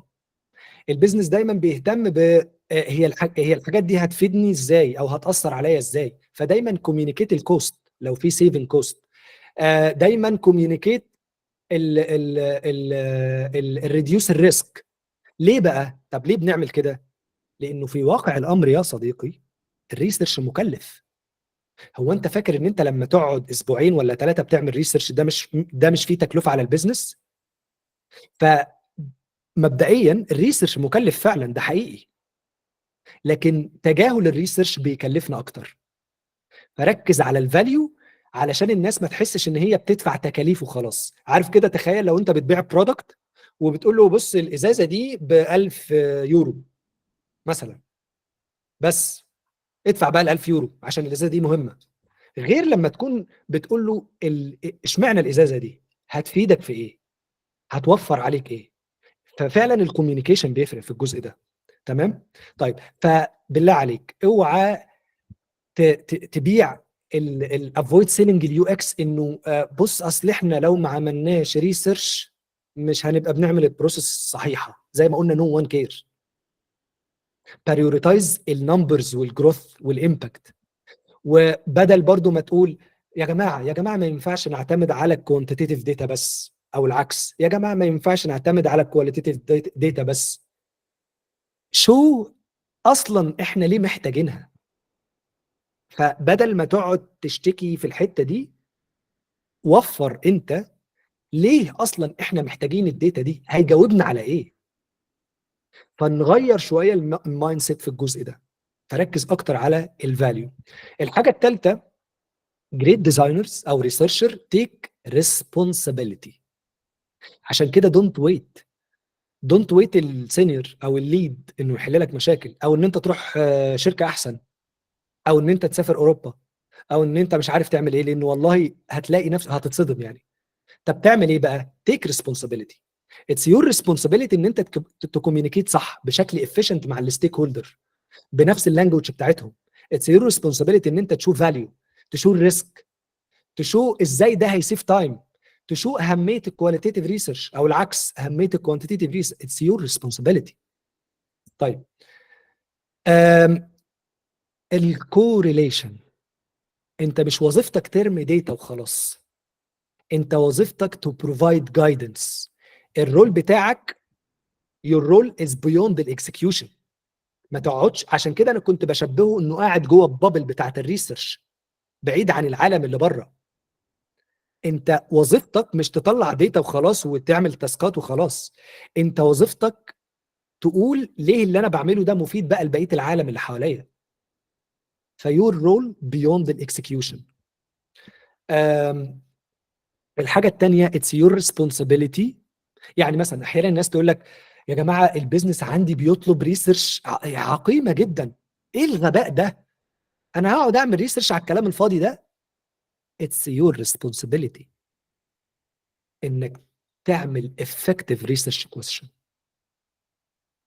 انك تقول ازاي الريسيرش كويستشن دي بتكريت فاليو، بتكريت بزنس اوبورتيونيتي، بتساعدنا ان ريديوس ريسك. اتس يور ريسبونسابيلتي. عشان كده انا بقول برضو take mold ownership وادابت الهيوليستيك اوفر فيو. ما تفكرش من المنظور بتاعك انت كيو اكس ديزاينر، فكر من منظور البرودكت اللي انت فيه وخد اونر شيب. ما تستناش حد البي ام يظبط الريسيرش كويشن بتاعته، ما تستناش الشركه تقول لك يا ايها الديزاينر العظيم تعالى اعمل كواليتيتيف ريسيرش، تعالى اعمل الاي بي تيستنج اللي انت نفسك فيه، خد ال4 شهور اللي انت عايزهم. ما تستناش، تيك اونر شيب. ما تستناش الايديال كونديشن او البيرفكت تايم، او لانه والله ما فيش.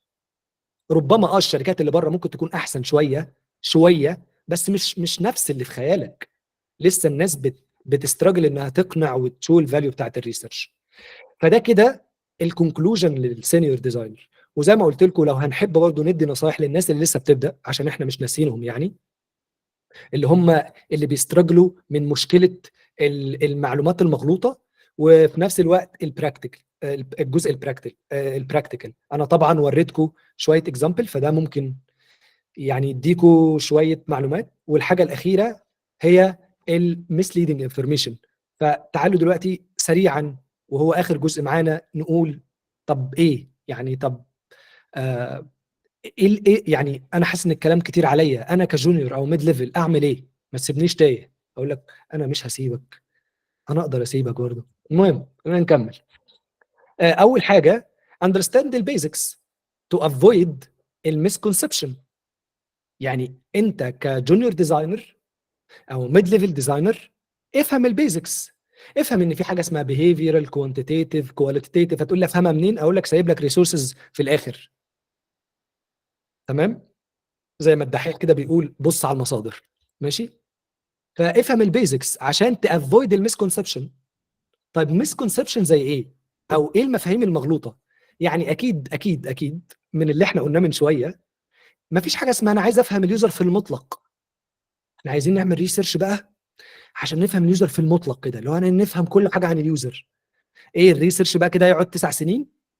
مفيش حاجه اسمها كده. اليوزر اصلا بيتغير، اهتمامات اليوزر بتتغير، البيهيفيرز بتاعته بتتغير، اليوزر بييفولف برضه بيتشينج، مش في المطلق. يعني مش في المطلق عايزين نفهم.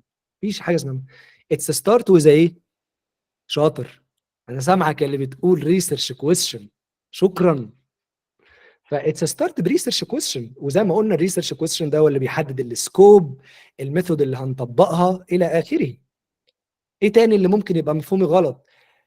اليوزر انترفيو ينفع بس للنيو برودكت او لا خالص. انت شفت في مثال سويفل انه لا عادي في فيتشر لو عايزين نعمل لها ريديزاين بينفع.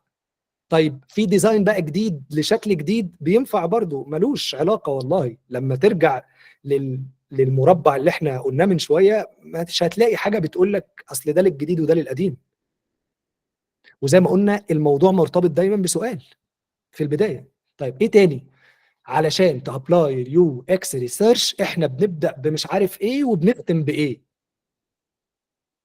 والله لا، ريسيرش كويستشن وهو اللي بيجيب كل خطوه بعديه. فدونت فوكس على الميثود. فده مثلا مسكونسبشن وشائع جدا للاسف. كوندكتنج 5000 مش نو، هي مش بتتقاس كده خالص. اتس ريسيرش. مفيش حاجه احسن من حاجه. لو في حاجات احسن من حاجات يبقى مفيش الميثود دي كلها. لكن هو ايه السياق اللي انت فيه عشان نحدد ايه افضل طريقه؟ هو ايه الكويشن اللي انت بتساله عشان نحدد افضل طريقه؟ ده فهي بتبدا من الحاجه الميثود الريسيرش كويشن. كل حاجه بقى بعدين بتفولو. تمام؟ فده برضو ميس كونسبشن مش صحيح خالص. طيب الحاجه الثالثه اليوزر انترفيو او اللي ما اعرفش ايه احسن من اي حاجه تانية. ما فيش حد احسن من التاني والله. ما فيش. كان نفسي اقول لك فيه بس والله ما فيه. مش حاجة. بناء على ايه احسن؟ ما فيش حاجه اصلا بتنفع لكل حاجه. فلما هتفهم البيزكس بتاعت الريسيرش كل الكلام ده خلاص هيختفي.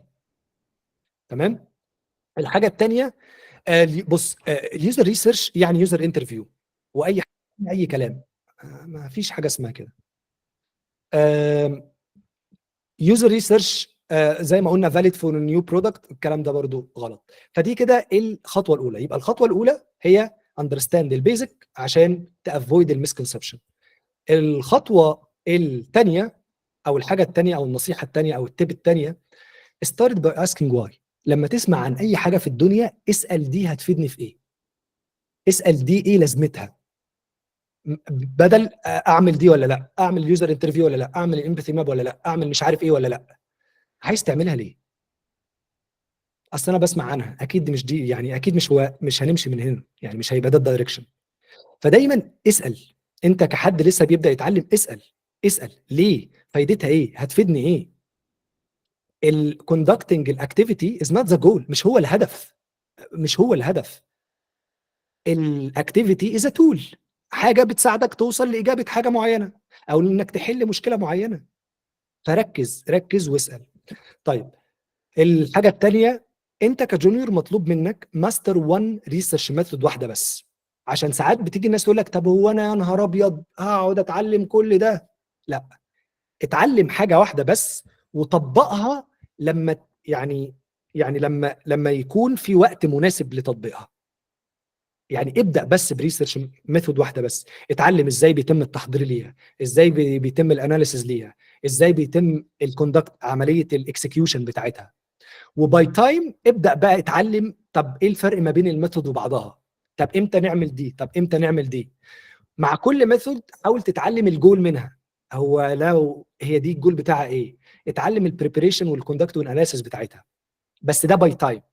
لكن انت اتليست دلوقتي شوف ريسيرش ميثود واحده اتعلمها كويس جدا جدا، وطبقها لما تكون مناسبه معاك. يعني شغال مثلا في شركه او شغال في بروجكت، حسيت ان الميثود دي مناسبه، ابدا طبق، لان اكتر حاجه هتفهمك كل حاجه هي البراكتس. الحاجه الثانيه، ستيب باي ستيب على نفسك. انا عارف ان الدنيا كتيره والمجال كتير والدنيا متشبعه، ستيب باي ستيب. وابدا كمان اتعلم الحاجات اللي احنا لسه قايلينها للسينيور ديزاينر والميد ليفل ديزاينر. واخر حاجه، عادي والله، اتس اوكي ان انت ترتكب اخطاء وت يعني اتس اوكي، اتس توتالي اوكي.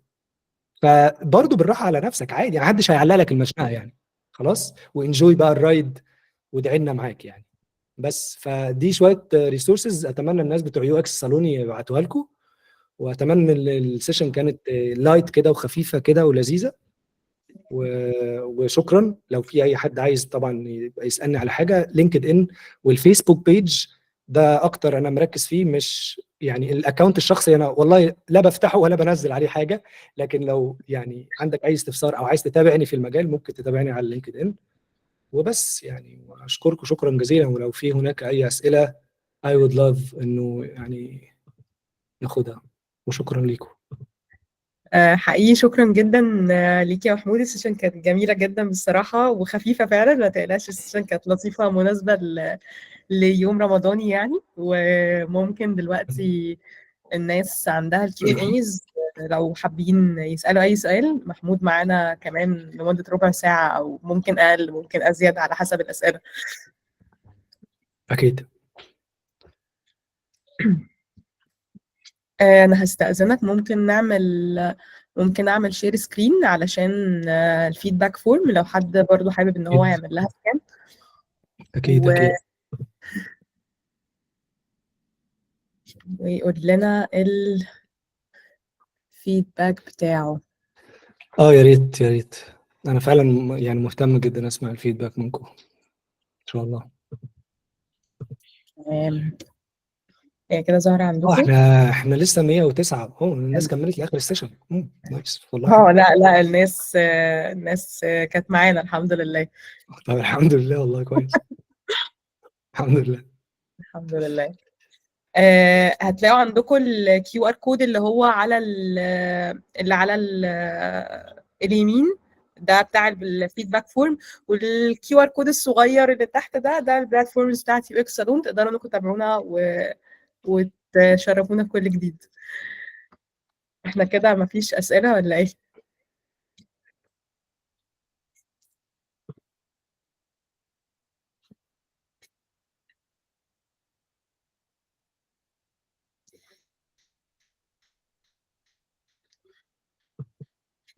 تمام، ممكن في الكيو ان ايز هتلاقيها، انا تقدر. فاتح الكيو يمكن. اوكي تمام. الناس بدأت تسأل.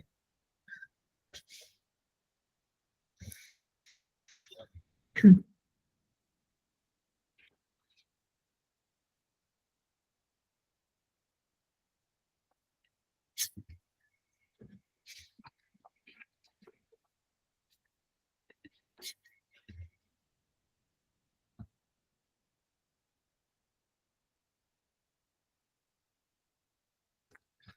انت هتقولي الاسئله ولا هننظمها ازاي؟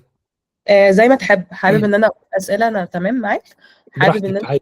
تقرا الاسئله او تجاوب على اسئله معينه برضو، زي ما تحب. لا لا عادي. طيب هي اسماء حسام بتقول، شكرا يا اسماء ربنا يكرمك.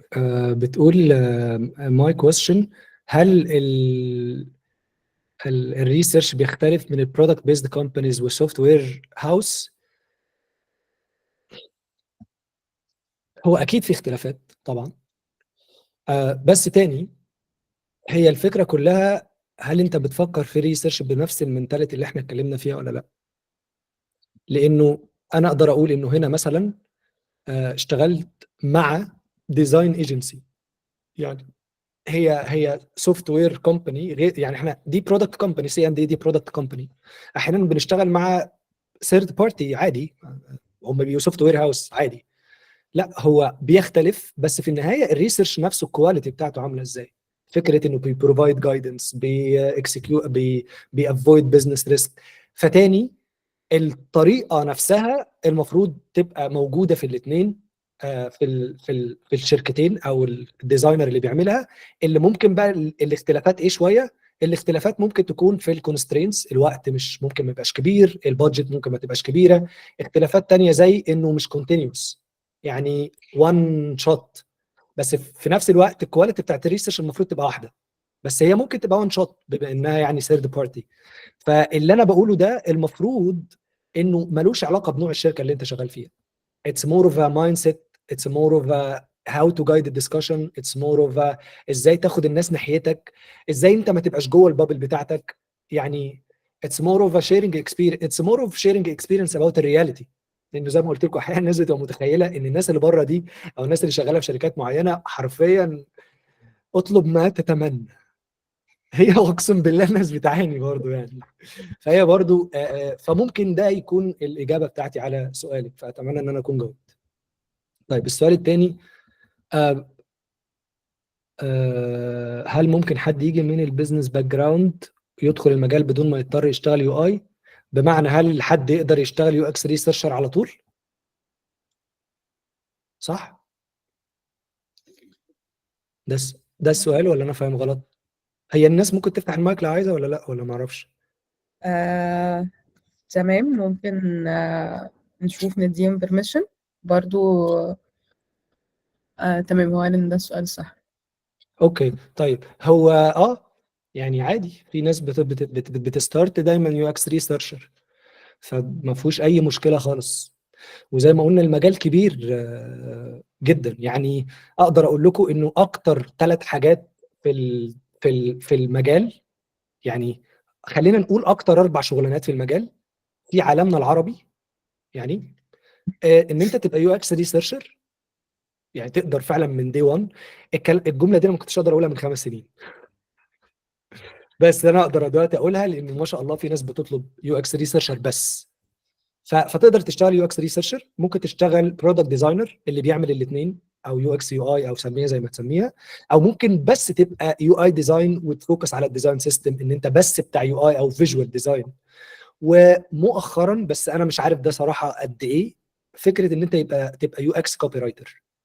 انا ما اعرفش مدى انتشار هذا التايتل دلوقتي، بس ما اعرفش يعني، بس ده ممكن. تايتل ينتشر تقريبا، واحنا معانا اصلا ناس حاضره يو اكس رايترز كانوا اه عارفين نفسهم في الاول. ما تقلقوش، انتوا هتمروا برضو بنفس الويف بتاعه اليو اكس ريسيرشر، ان انتوا هتبقوا قليلين ومفيش ماركت كتير، لكن مع الوقت هتحس انه، لانه اليو اكس ريسيرش من 5 سنين كان كده برضو، كان اللي هو يعني لما تلاقي حد شغال يو اكس ريسيرش تقول له ايه يا عم الهزار ده كده يعني. فده بس ده طبيعي، ويف طبيعيه. فاجابتي على السؤال ينفع. بيقول لي الداتا بتاعتنا ما ينفعش نشيرها معاكم.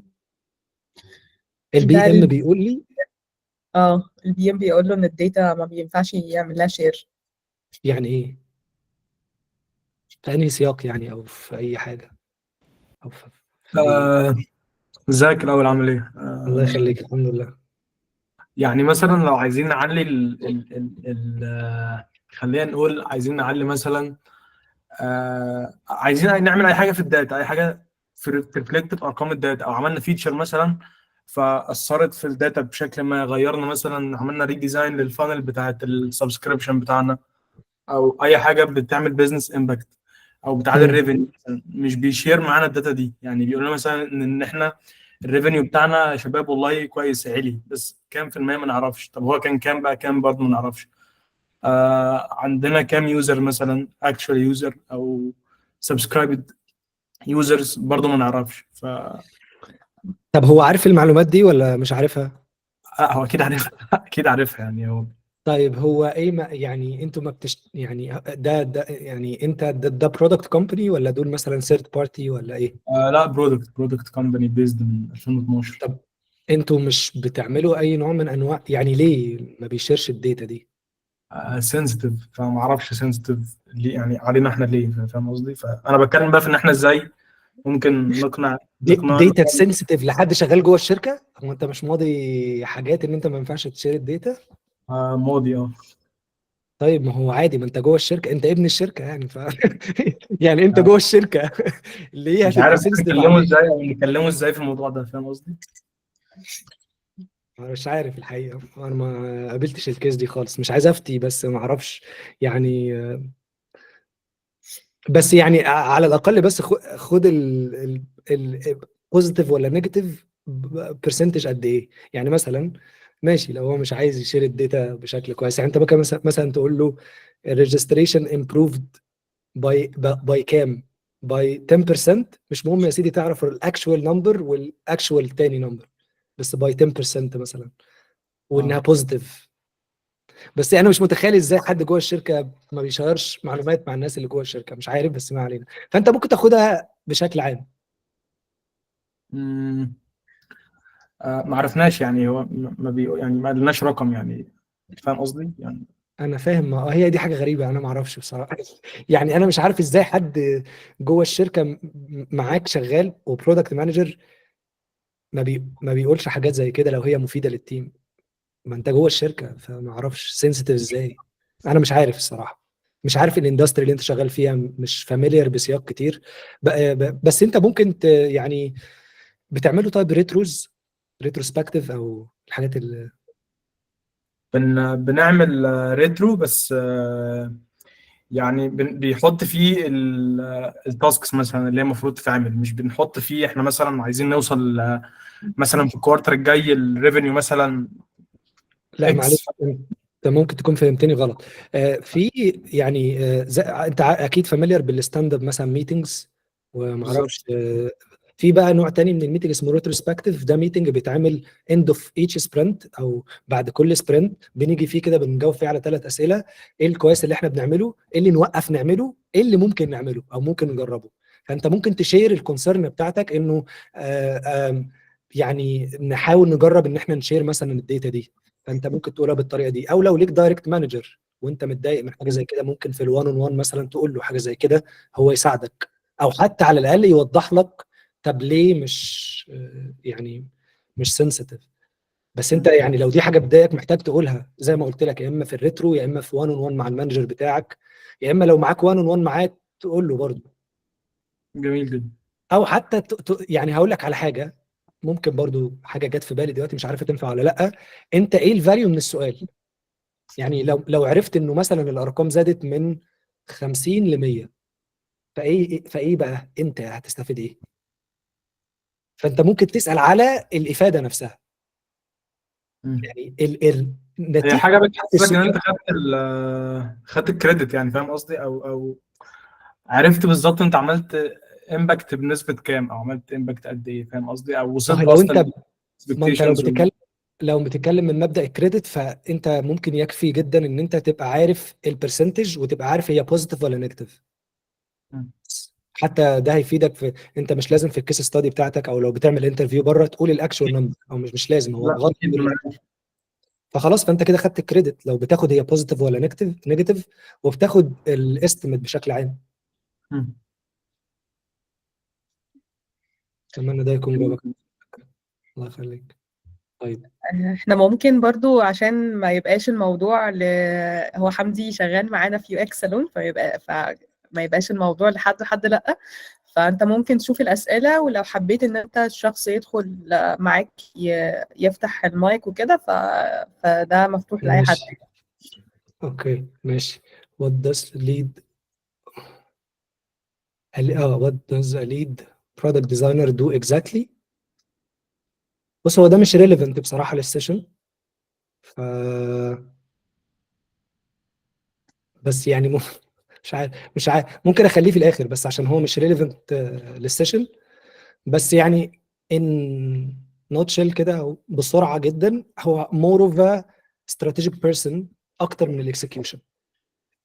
يعني بيديفاين الفيجن بقى زي ما البرودكت مانجر بيديفاين الرود ماب للبرودكت، هو بيديفاين الرود ماب مثلا للديزاين. مور اوف استراتيجيك بيرسون، بيقعد مع الليدرشيب كتير، حاجات كتيره كده. بس يعني ده لو هقول بشكل عام يعني. ممكن حضرتك تيجي اوف لاين؟ حاضر عينيا ان شاء الله باذن الله. ان شاء الله. محمد عبد الرب بتقول ممكن اما ده ليكوا السؤال ده، الريسورسز موجوده فين؟ فممكن بقى ان شاء اشيرها الله معاكم. ناخدها من محمود. هنبعت لكم كالعاده ماشي. الميل اللي بنبعته بعد كل سيشن، هيكون برضو فيه الفيدباك فورم وريسورسز، فيا ريت نهتم بالفيدباك فورم عشان تلاقي الريسورسز. ماشي. في سؤال بيقول لما مهندس محمود اتكلم عن الواي، لما عملت كده تيم البيزنس لم يعجبهم السؤال، لذلك قررت من بعد كده اتكلم معاهم بشكل مختلف، واني اركن المستخدم على جنب خالص، وبدات فعلا اتكلم معاهم من المنظور ده، ازاي افيد البيزنس وازاي احقق ارباح او فايد للبيزنس. طيب نتيجه بقى الكلام ده جاب نتيجه؟ يعني لما عملت كده او لما غيرت شكل الدسكشن كده للطريقه اللي هم بيفهموا بيها، جاب نتيجه ولا لا؟ اوكي. ممكن مثال اكثر عن الجايدنس للبيزنس من خلال الريسيرش؟ الجايدنس الثاني، الجايدنس ليها علاقه بالانسايتس اللي انت بتطلعها والكورليشن اللي انت بتعملها ما بين الريسيرش اللي اتعمل مثلا دلوقتي وريسيرش اتعملت قبل كده. مور اكتر من ان انت يعني. خلينا ناخد المثال الثاني، انه احنا عملنا ريسيرش، الريسيرش بيقول ايه؟ بيقول ان الناس متوقعه الاب سيتنج تبقى حاجه رقم 2 بس. خلاص عملنا ريسيرش، دي الفايندنج. هل كده انت دورك صح؟ لا، انت بس عملت اكسكيوشن وطلعت فايندنج معينه. دورك بقى ان انت تعمل انسايتس. انسايتس يعني ايه؟ لما تشوف الديفينيشن بتاعها من الارتكل اللي احنا، انها بتراعي كل الريليفنت ريسيرش، بتراعي السياق، بتراعي الاوبورتيونيتي للبزنس. فلما تيجي مثلا تطبق الكلام ده وتروح تبص مثلا على الداتا الثانيه، هتعرف لا، الناس فعلا قالت كده جوه الانترفيو، بس عندنا داتا ثانيه بتقول عكس ده تماما. وعندنا الداتا دي بيهيفيرال اصلا، مش بتقول بقى كمان، فهي مور يعني اكيوريت. تمام. فانت بقى مش هتكوميونيكيت بالطريقه الاولى، انت هتبروفايد جايدنس. يعني ايه جايدنس في السياق ده؟ انه لا، مش محتاجين ريسيرش، وده لو بريوريتي كويستشن او كويستشن ملوش اي لازمه. ففي فرق كبير قوي ما بين الاثنين دول. الديزاينر ده واقف لحد الاكسكيوشن وبيجي يقول لك بص انا لقيت كذا، سلام عليكم، مشي. الديزاينر الثاني بياخد زي ما انت شايف اكسترا ستيب، الكورليشن. طب ده بيميك سنس ولا لا؟ طب هي الداتا دي اللي فاتت، طب ايه علاقتها بمش عارف ايه؟ طب ايه الاوبورتيونيتي؟ هل فعلا احنا محتاجين نعمل ريسيرش عشان نغير الترتيب، ولا ده ما فيهوش ريسك؟ فهو خد اكسترا عشان يطلع الانسايتس اللي خلاصتها سيبك من الكلام ده، احنا ممكن نعمل حاجه احسن. فده ممكن يكون اكزامبل. طيب يفضل دايما، انا الكلام لما بيتكتب عربي بالانجليزي. السؤال ان البي ام والستيك هولدر بيفضلوا دايما ينفذوا اقتراحاته، وبعدين بيشوف الامباكت والانسايتس عليها. يعني ممكن حبيبه لو انت حابه تفتحي المايك هيبقى اسهل لنا كلنا.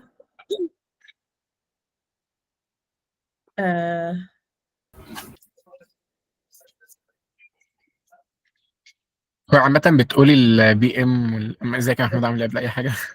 معلش على الدخلة السريعة دي. لا لا لا ولا يهمك.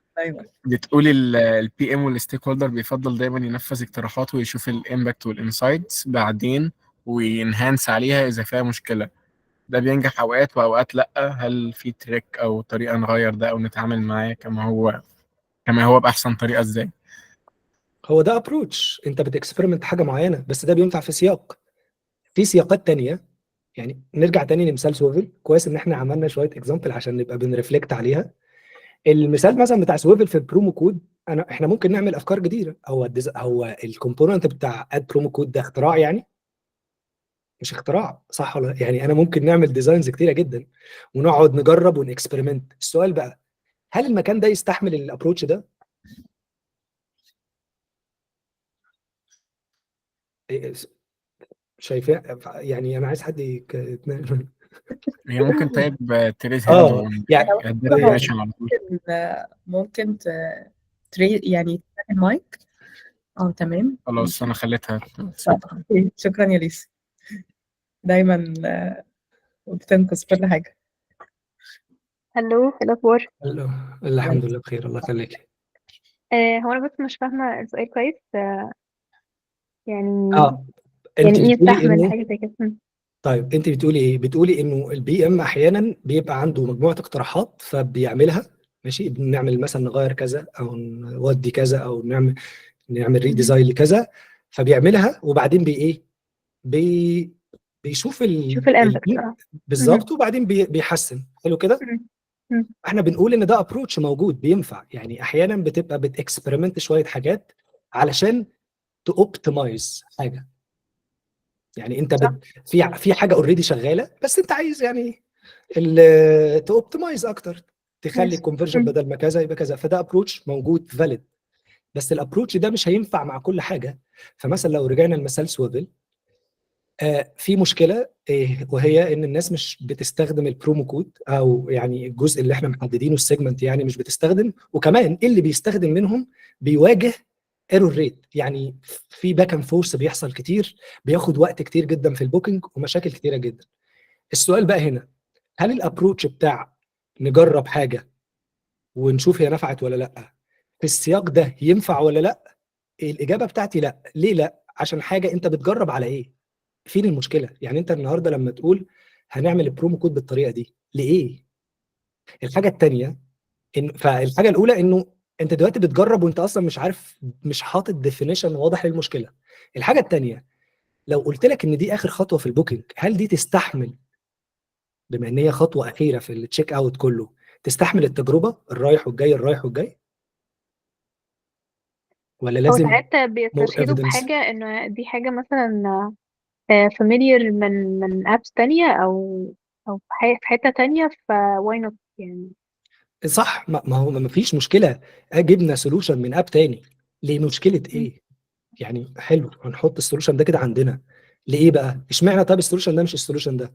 مش السولوشن ده في مشكله. ففي فرق بين ان انت بتوبتمايز حاجه، يعني الحاجه اوريدي شغاله وانت بس بتعمل لها اوبتمايزيشن، وفي فرق بين ان في حاجه فيها مشكله واحنا مش عارفين نديفاين المشكله. فانت دلوقتي بتقترح سولوشن على ايه؟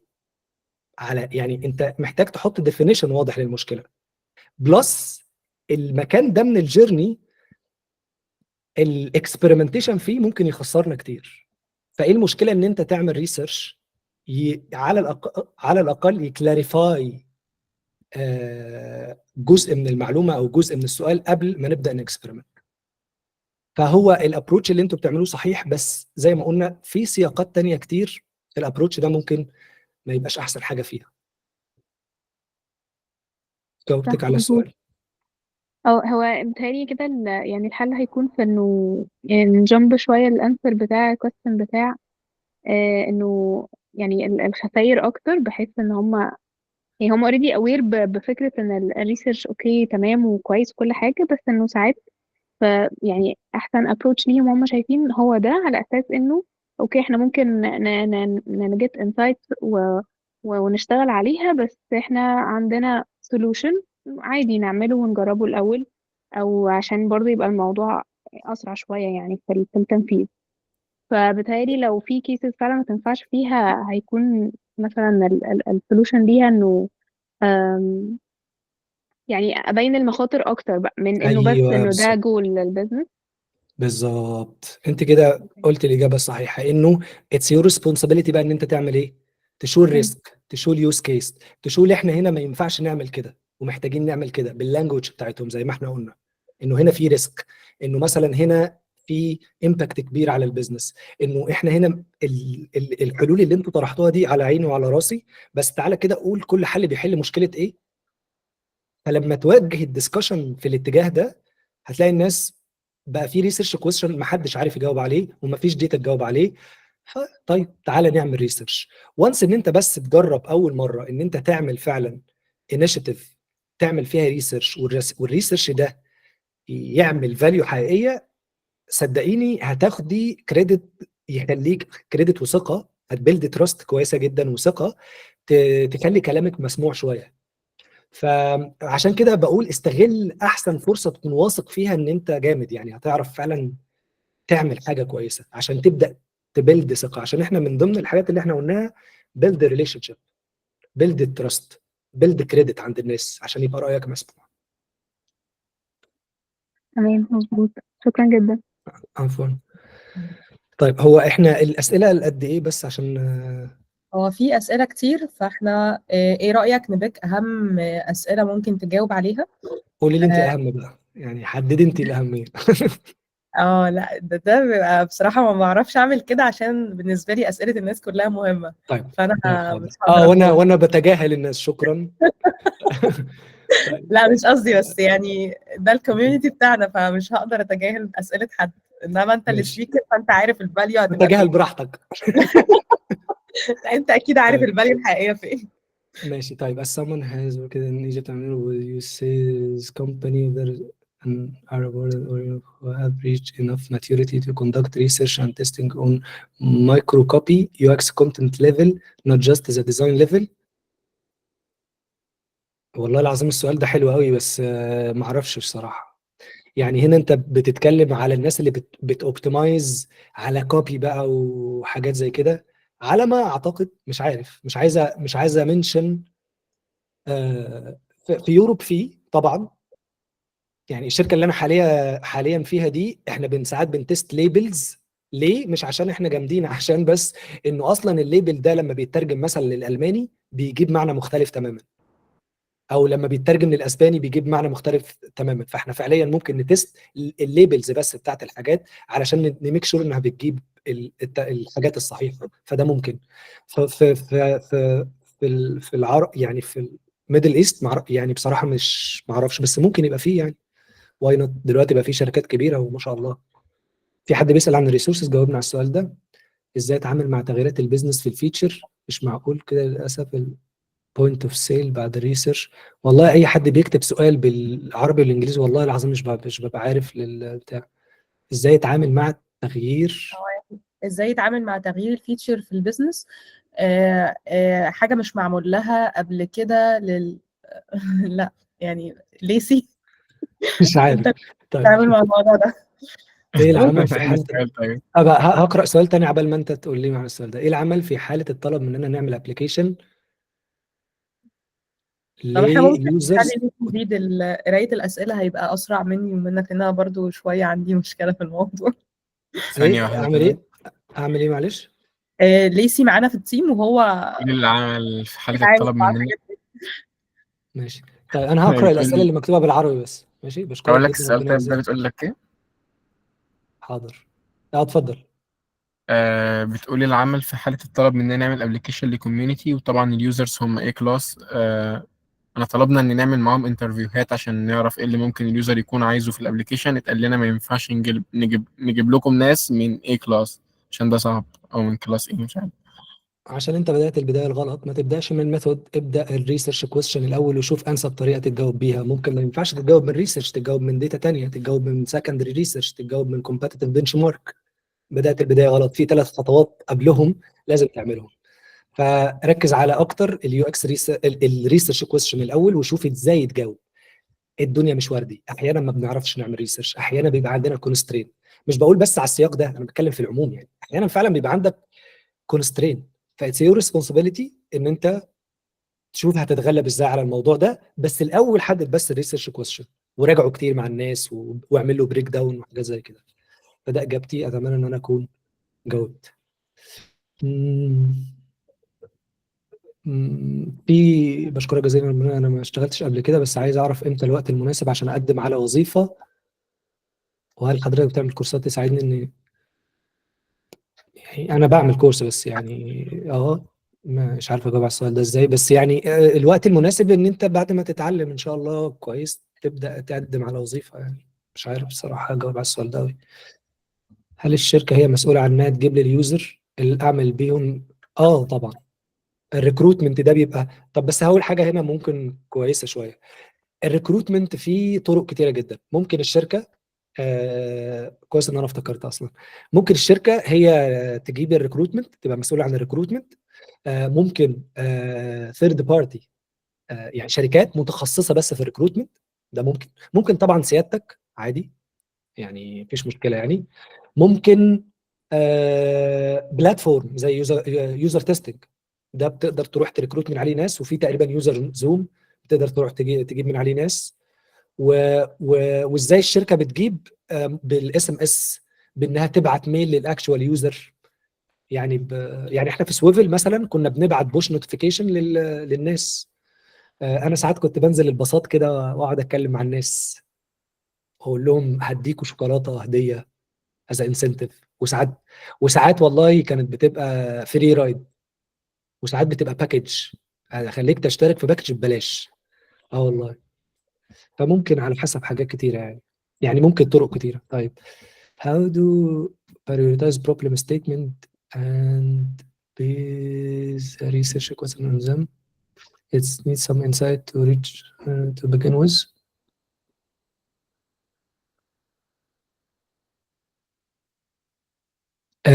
يعني انا مش فاهم السؤال ده، فممكن صاحبه يوضح. طيب ازاي اقدر استفيد من الريسيرش والانسايت الخاصه بالماركتنج؟ يعني برضو على حسب السياق. يعني مش في العموم، اي نوع داتا موجود في الشركه تقدر تستفيد منه. اناليتكس، ماركتنج، كاستمر سبورت، فيسبوك ريفيوز، اب ريفيوز، اتس داتا انت تقدر تستفيد منها. يعني تقدر تستفيد، الاجابه بس ازاي؟ على حسب السياق اللي انت فيه يعني.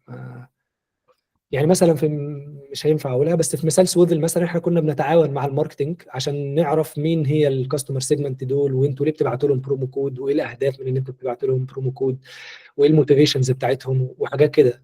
فينفع بس على حسب السياق. وانا بجاوب على سؤال الريسيرش هيأثر على البيزنس ازاي، اعمل ايه لو ما وصلتش لارقام البيزنس اللي تخليني اشوف. بص، هو انت مش لازم انت كل حاجه تعملها بنفسك وانت اللي توصل وانت اللي تدور. كوميونيكيشن، انت مش شغال لوحدك. فتقريبا كان حد بيسال البي ام ما بيقولش، فانت ممكن البي ام بتاعك يبقى بيقول، او ستيك هولدر تاني، او حد تبعت ايميل حلو كده للناس بتوع الاناليتكس. او يعني اقصد اقول مش انت دايما اللي مسؤول عن انك تجمع كل حاجه، بس على الاقل انت اللي مسؤول ان انت تعمل كوميونيكيشن مع الستيك هولدر يعني، وتحاول توصل للمعلومات دي. ف سؤال عام، فانا برضو مش قادر اجاوب اجابه سوليد شويه. هو تعمل ايه لو ما وصلتش لارقام؟ ما هو انا مش عارف انت ما وصلتش بسبب ايه يعني. يعني ممكن تكون بتسال غلط، ممكن يعني في حاجات كتيره، بس عموما يعني بيلد جود ريليشن شيب مع البي ام. يعني ده ممكن دي يعني تكون تب بيلد جود ريليشن. طيب ممكن معلش يا محمد تقرا لنا السؤال بتاع اسلام طارق عشان عربي وانجليزي، انا اسف. لا عينيا حاضر مفيش مشكلة.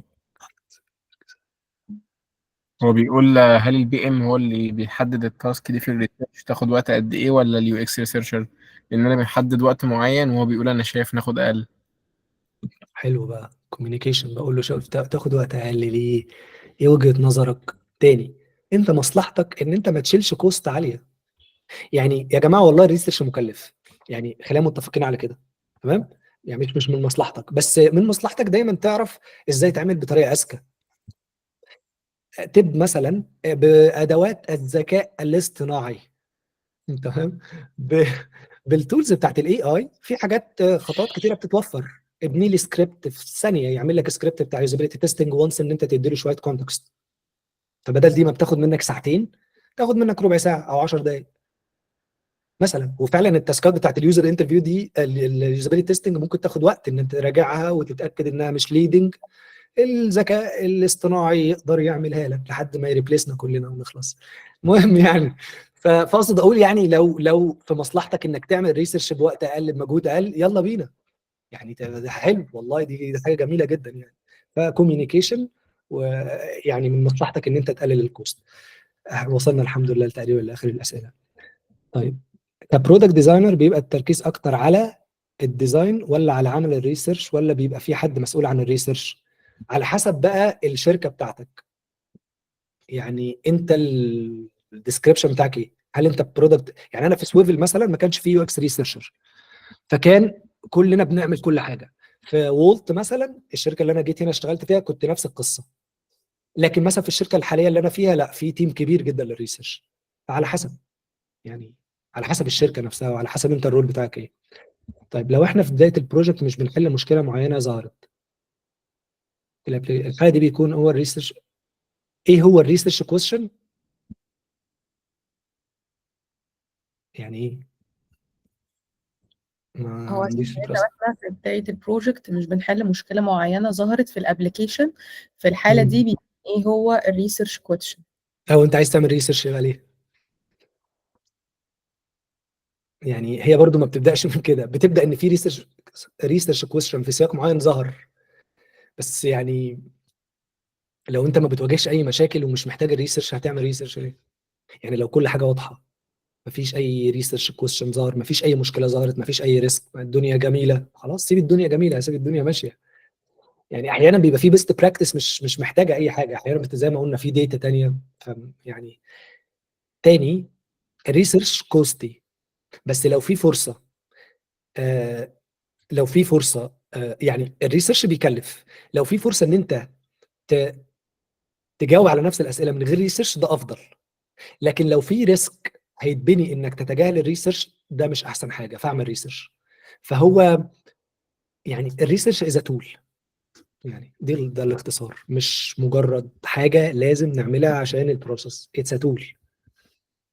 طيب، لو شغال فريلانس اقدر اعمل الريسيرش ازاي؟ هل انا اللي ببقى مسؤول عنه بالكامل، ولا اطلب من عميل يمول ده وتتحسب على الخدمه، أو يمول ده وتتحسب على الخدمه، وايه التصرف هنا؟ والله ده سؤال حلو قوي. لو شغال فريلانس، طيب الكلاينت ممكن يبقى أو اتفاق بقى هنا، الديل اللي انت هتعمله، الكلاينت ممكن هو اللي بروفايد مثلا البارتيسيبنت، فانت كده شلت من على دماغك الريكروتمنت. الكلاينت ممكن يبروفايد الانسنتيف، الهدايا اللي الناس هتاخدها او الحاجه اللي الناس هتاخدها، فممكن برضو دي هو يشيلها. آم، لو في تول هتستخدمها مثلا في حاجه معينه، او برضو الكلاينت لو في اكسس هيتعمل للبلاتفورم، لو الحاجه مش معمول لها لانش مثلا، فبرضو الكلاينت. وممكن تبقى انت اللي تعمل كل حاجه وتضيف كل ده على الموضوع يعني. فهي ديل يعني. ما اعتقدش ان هي ليها حاجه، على حد معرفتي ما اعتقدش ان هي ليها رولز معينه يعني. سؤال الارقام دي السؤال الارقام دي توضيحيا للسياق، زي لو شغال فريلانس او بعمل بروجكت ليا، انا مش دايما بيبقى عندي الامكانيه للوصول للارقام.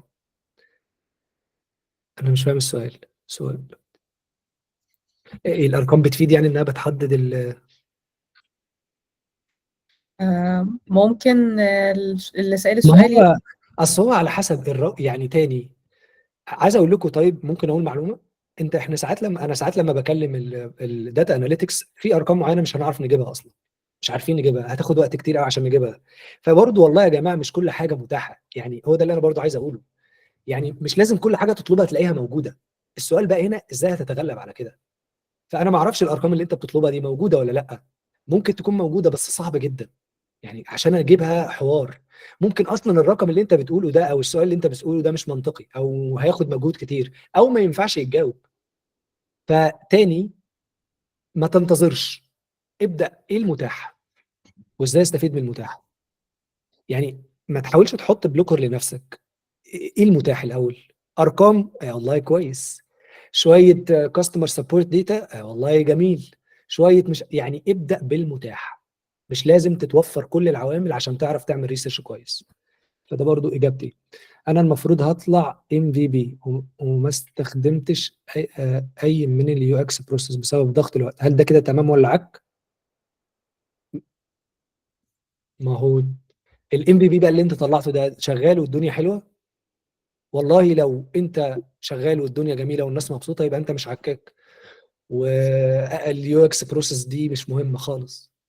بس هو اللي بيحصل ان الاف في بي ما فيش حد بيعرف يستخدمه، فبتلاقي نفسك رجعت بقى تظبط مثلا الانفورميشن اركتكتشر، تظبط الريسيرش. فلو عرفت يعني تافويد البروسيس وتعمل حاجه كويسه، يعني انت هتبقى اجمد انسان في الكون. يعني بالعكس، هو في حد عايز ينفست تايم ومجهود؟ يعني كل الناس بتبقى عايزه توفر.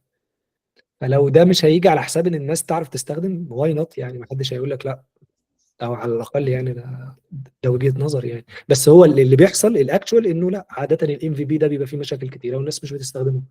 فميجر الام في بي، طلع كويس يبقى انت زي الفل مش عك، طلع مش كويس مش هنقول عك، هنقول محتاجين نعمل iteration تاني امبروف. كده احنا وصلنا لاخر الاسئله واخر السيشن بتاعنا. بجد احنا مبسوطين جدا انك كنت موجود معانا النهارده، وشكرا جدا على وقتك معانا. والسيشن دي انا عارفه احنا متكلمين عليها من وقت طويل، فالحمد لله ان احنا الاثنين كان عندنا النفس ان احنا نكمل الكونفرسيشن. وبجد السيشن حلوه يعني، بجد سيشن جميله مميزه جدا. وكل عام وانتم بخير. اتمنى انكم تكونوا مليتوا الفيدباك، وان شاء الله هنبعت لكم الريسورسز والفيدباك تاني عشان اللي ما لهوش يملاه. وان شاء الله نشوفكم بعد العيد في الجادرنج اللي جاي بتاعنا ان شاء الله. وما تنسوش تدعوا لنا وتدعوا لاخواتنا في كل مكان في الاول ليله فرديه في رمضان ان شاء الله باذن الله. وشكرا لكم على الاستضافه، وشكرا على التنظيم، وشكرا على الانفيتيشن. ان يعني بجد مبسوط قوي ان انا والله كنت معاكم. وشكرا لكل الناس اللي حضرت. ويعني ادعوا لنا معاكم، ونتمنى لكم التوفيق جميعا، وربنا يكتب لنا الخير. شكرا جدا. شكرا جدا، شكرا جدا يا محمود. الله يخليك، الله يكرمك، الله يخليك. السلام عليكم. وعليكم السلام ورحمه الله وبركاته. كده